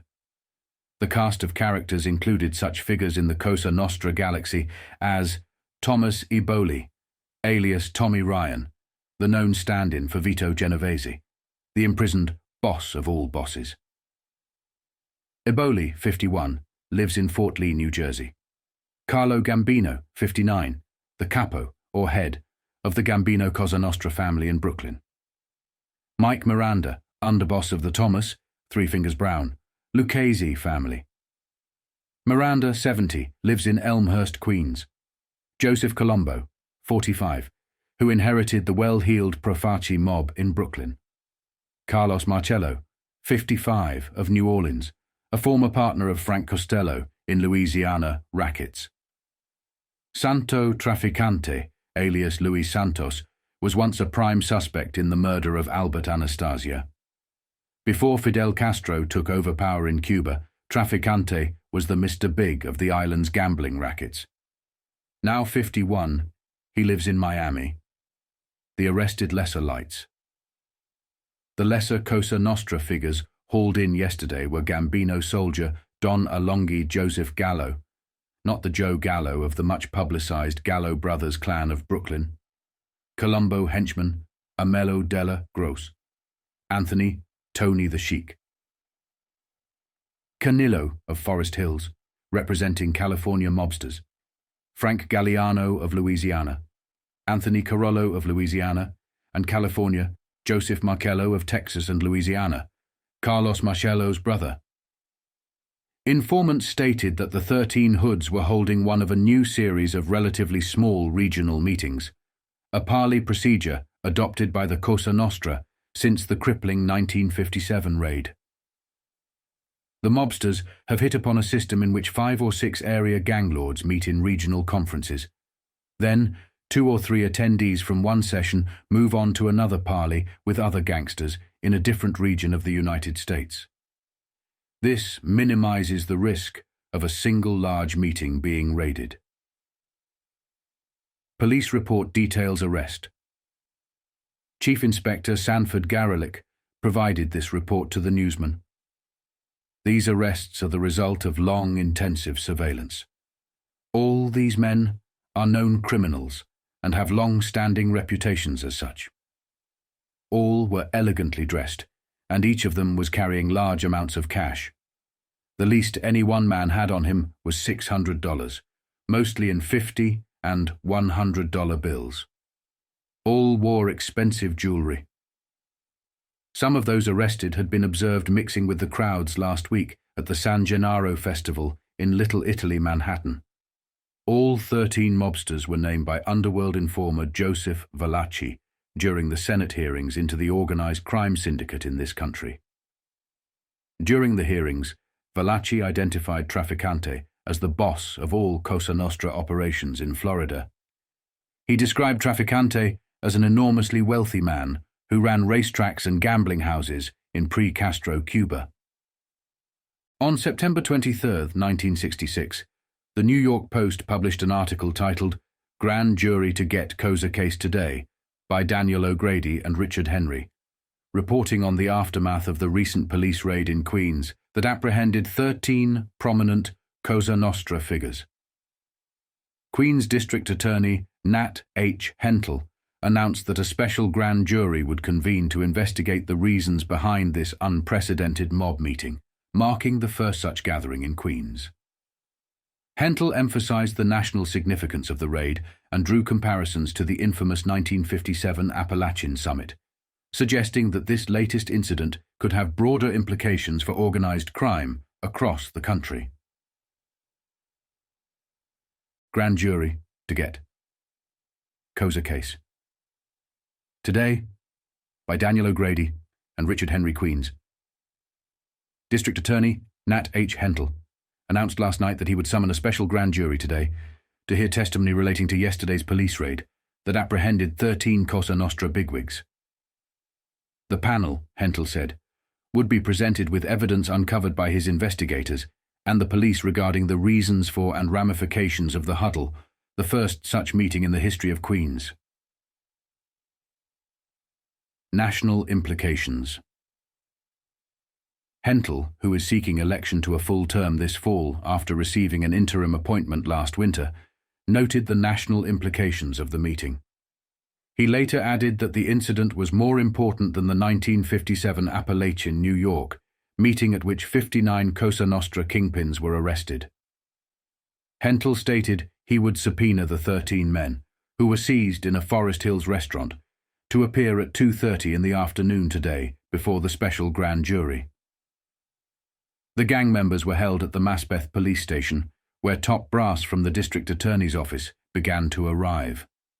This included, in addition to Hentle, Chief Assistant District Attorney Howard Cerny, Rackets Bureau, Chief Stephen Borgio, and Assistant District Attorney Robert H. Schwartz. Also present was the District Attorney's Detective Chief Tom Kissane and Police Chief Inspector Sanford Garelick. They were there to provide legal guidance for the questioning. 2 bail bondsmen showed up at the station, from which the press was barred. When asked if the bondsman's appearance meant that the hoods would be bailed immediately, Hentle responded, "No comment." However, it was understood that the gang lords would likely be released today. The consorting with known criminals charge brought against them is a minor rap, typically used to keep mobsters in line and hold them for questioning. On September 24, 1966, the New York Daily News published an article titled "Cosa Bigs Met to Tap Lucchese Air" by William Federici, Gerald Kessler, and Lester Abelman, reporting that a recent Cosa Nostra meeting in Forest Hills, Queens, was intended to confirm Vincent John Rao as the successor to Gaetano Lucchese, who was gravely ill. The gathering of top Mafia figures was part of the transition process for the Lucchese family leadership, but the police raid prevented formal action from being taken. The arrested mobsters, including notorious figures like Carlo Gambino and Joseph Colombo, were held briefly but released on high bail, sparking further investigation into the sources of the funds. This Little Appalachian meeting underscored the national implications of organized crime's influence and the ongoing efforts by law enforcement to disrupt such activities. Daily News, Saturday, September 24, 1966. Cosa Bigs Met to Tap Lucchese. Hair by William Federici, Gerald Kessler, and Lester Abelman. The primary purpose of the Little Appalachian Conclave of Top Cosa Nostra. Mobsters in a Forest Hills, Queens, restaurant on Thursday afternoon, was to take final action on a successor to Gaetano Lucchese, better known as Thomas, Three Finger, Brown, boss of the powerful underworld Lucchese family. The news was informed yesterday. Lucchese is in a coma with a brain tumor at Columbia Presbyterian Medical Center. The 13 mobsters, hauled in by a police raiding party at La Stella Restaurant, 10211 Queens Boulevard, had been summoned to give the formal nod to the man already chosen by those in a position to do the picking. The new kingpin of the clan is Vincent John Rao, a longtime consultant to Lucchese and a stellar figure in the mob empire. National implications. Queens District Attorney Nat H. Hentel, who is seeking election to a full term this fall after receiving an interim appointment last winter, noted the national implications of the meeting. He later added that the incident was more important than the 1957 Appalachian, New York, meeting at which 59 Cosa Nostra kingpins were arrested.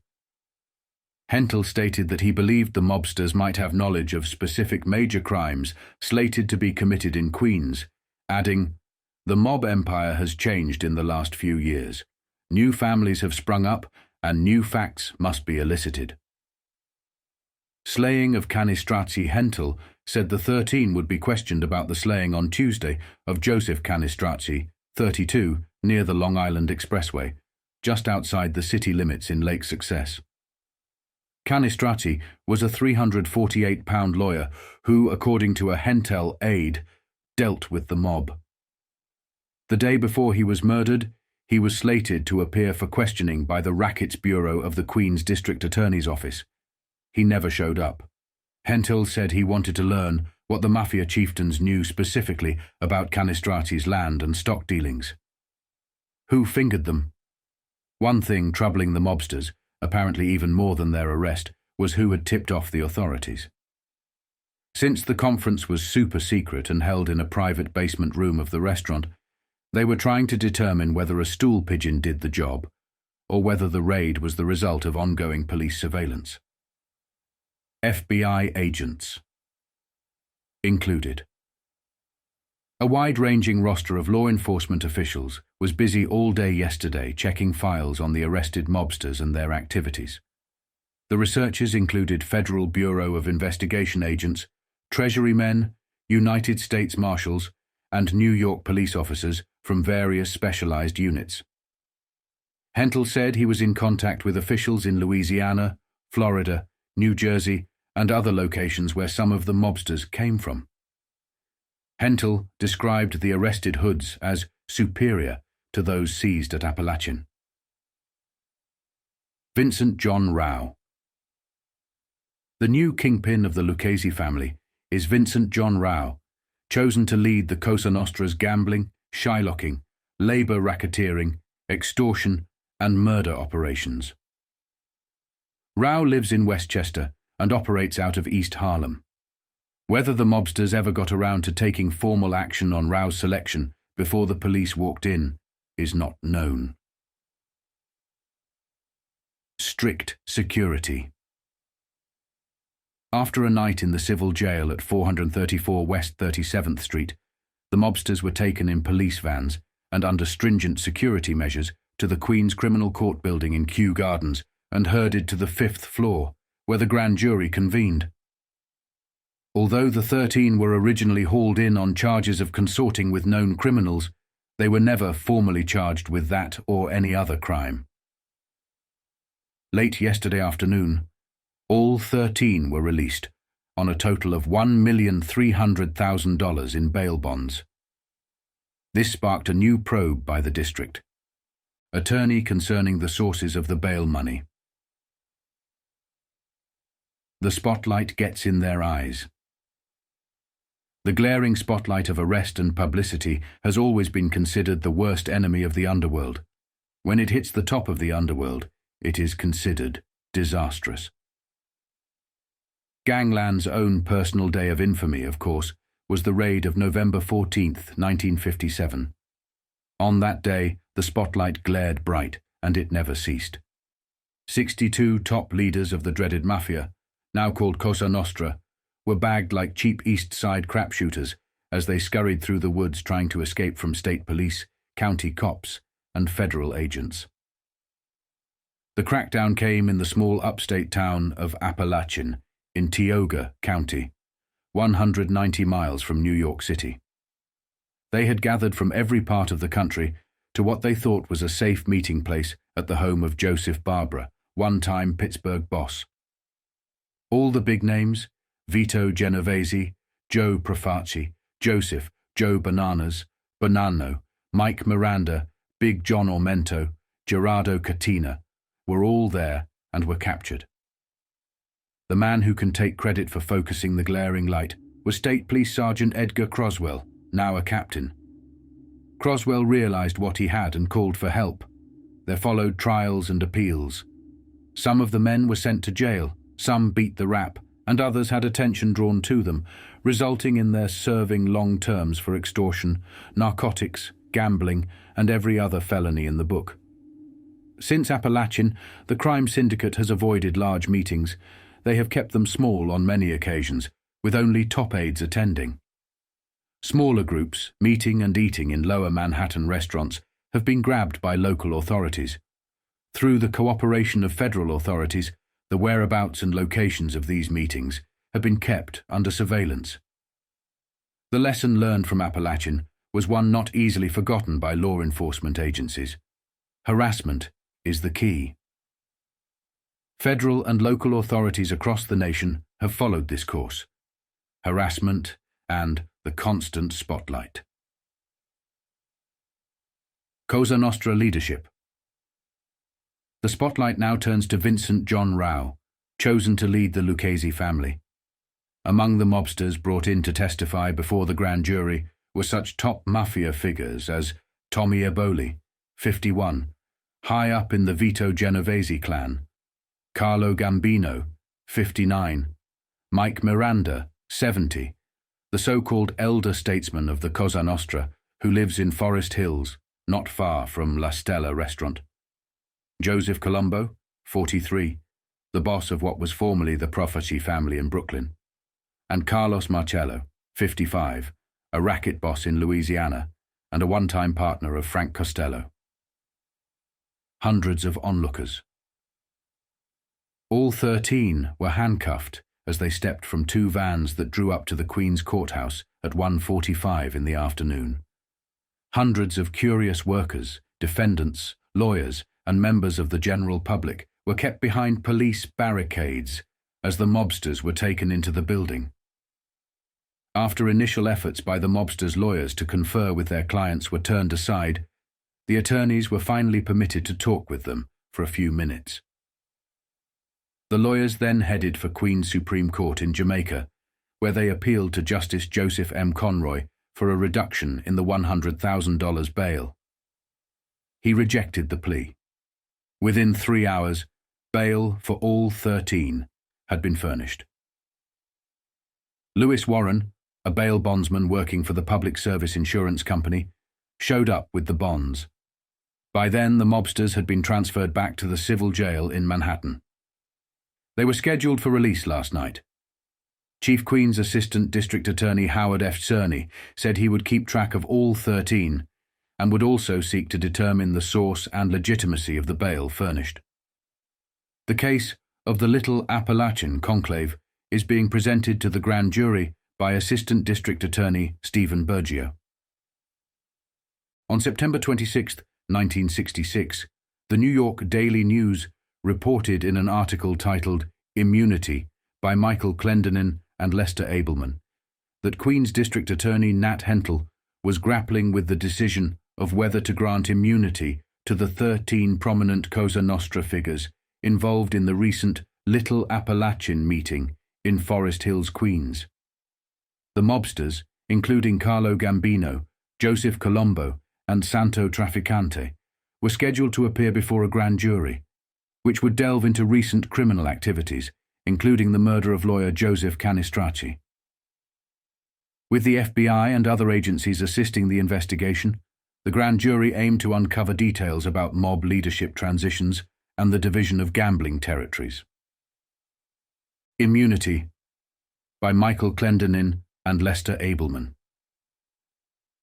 The Office of Queen's District Attorney Nat Hentle, probing the secret Little Appalachian conclave in a Forest Hills Queens restaurant on Thursday, reached no decision yesterday on whether to grant immunity to all or any of the 13 top Cosa Nostra mobsters who will parade before a grand jury today. The decision will apparently not be made until the 13 arrive at the Queen's Criminal Court building in Kew Gardens for the 10 in the morning session and start talking, or not talking, about what went on at the festive board in a private dining room of La Stella restaurant, 10211 Queens Boulevard. While the high-echelon hoods apparently spent a peaceful and pleasant day yesterday, free on a total of $1,300,000 bond, the Queen's authorities were busily preparing their ammunition for today's grand jury session.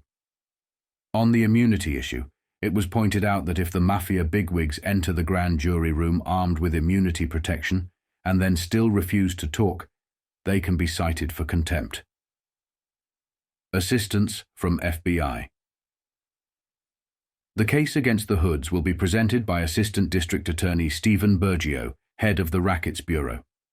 Feeding him pertinent data from documents prepared since the Thursday mob conference will be Chief Assistant District Attorney Howard Cerny.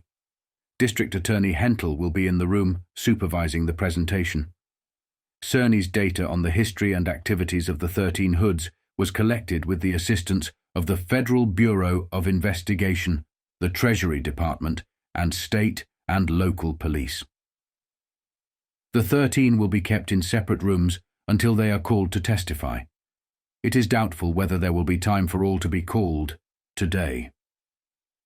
Hentle repeated yesterday that the hoods would be questioned about recent crimes in Queens, including the murder last week of Joseph Canistrati, a 348-pound lawyer and stockbroker. His bullet-riddled body was found near the Long Island Expressway at Lake Success.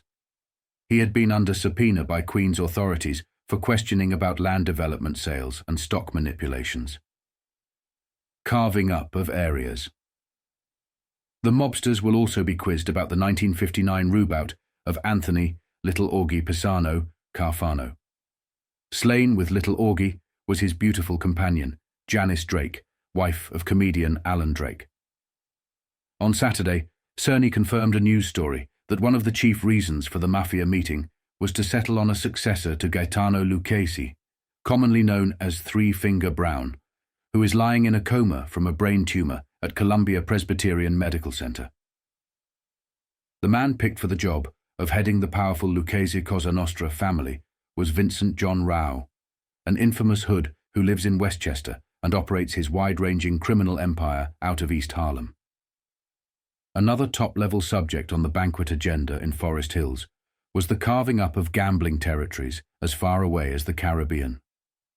Among the top mobsters seized in Forest Hills and on tap as material witnesses before the grand jury today are Mike Miranda, Cosa Nostra, elder statesman; Carlo Gambino, capo or head of the Gambino family in Brooklyn; Thomas Eboli, alias Tommy Ryan, the known stand-in for Vito Genovese, imprisoned boss of all bosses; Joseph Colombo, who inherited the well-heeled Profaci mob in Brooklyn; Carlos Marcello, one-time partner of Frank Costello in Louisiana rackets; and Santo Trafficante, who once was a prime suspect in the murder of Albert Anastasia. On May 18, 1967, the New York Daily News reported in an article by Gerald Kessler and Owen Moritz titled "4 Off the Hook on Via Federal Writ" that 4 of the 13 reputed Cosa Nostra mobsters involved in the notorious Little Appalachian meeting in Queens had evaded contempt charges. The mobsters, including Mike Miranda and Thomas Eboli, were granted a federal court injunction on civil rights grounds, halting further hearings. This development occurred just one day before they were to face charges for refusing to testify before a Queens grand jury investigating organized crime. The remaining mobsters faced ongoing legal pressure, with some attempting to cooperate to avoid similar charges. 4 Off the Hook on Via Federal Writ by Gerald Kessler and Owen Moritz. one day before they were to face contempt charges stemming from the notorious Little Appalachian powwow last fall in a Queens eatery. Attorneys for 4 of the 13 reputed Cosa Nostra mobsters played a trump card, a Brooklyn federal court injunction, barring further hearings on the grounds that their civil rights may have been violated. Attorney Abraham Brodsky marched into the Queens District Attorney's office at 3 in the afternoon yesterday to serve papers transferring jurisdiction to federal courts. No date was announced for hearings on the civil rights trespassing complaint. Off the hook from today's hearings, before Justice Edward Thompson in Queens Supreme Court, are Mike Miranda, 70, of 167 Greenway North, Forest Hills, alleged underboss of the Thomas Three Fingers Brown Lucchese family. He's been dubbed an advisor and elder statesman for the others, including Thomas Eberly, alias Tommy Ryan, of Fort Lee, New Jersey, stand-in for the imprisoned Vito Genovese, the so-called boss of all bosses. Anthony, Tony the Sheik, Carrillo, 63, of 65 to 37. Yellowstone Boulevard, Forest Hills, and Dominic Alonghi, 34, of Teaneck, New Jersey. 5 others are said to have tried to purge themselves of the contempt charges by testifying before a Queens grand jury investigating organized crime. The 13 were surprised by police in a private basement room of a Forest Hills restaurant on September 22nd. Charged with consorting with known criminals, namely each other, they have been held on $100,000 bail each as material witnesses. They have been questioned constantly since by a Queens grand jury, but few of them have cooperated. Contempt charges could bring 30 days in jail or a fine of $500, or both. On July 13, 1967, at the age of 67, the infamous Tommy Lucchese, who had wielded power with unrelenting force, succumbed to a brain tumor in the comfort of his lavish home in the Lido Beach area of Long Island. His funeral, held at the esteemed Our Lady of the Miraculous Medal Church in Point Lookout, New York, was nothing short of a spectacle. Over 1,000 mourners, ranging from politicians and judges to corrupt policemen, hardened racketeers, notorious drug pushers, pimps, and ruthless hitmen, gathered to pay their respects. Even the law couldn't resist a glimpse of the scene. Undercover policemen discreetly snapped photographs of the attendees, immortalizing the eerie alliance of power and crime. Despite his long, notorious career in the criminal underworld, Lucchese had managed an almost miraculous feat. He had not seen the inside of a prison cell in 44 years.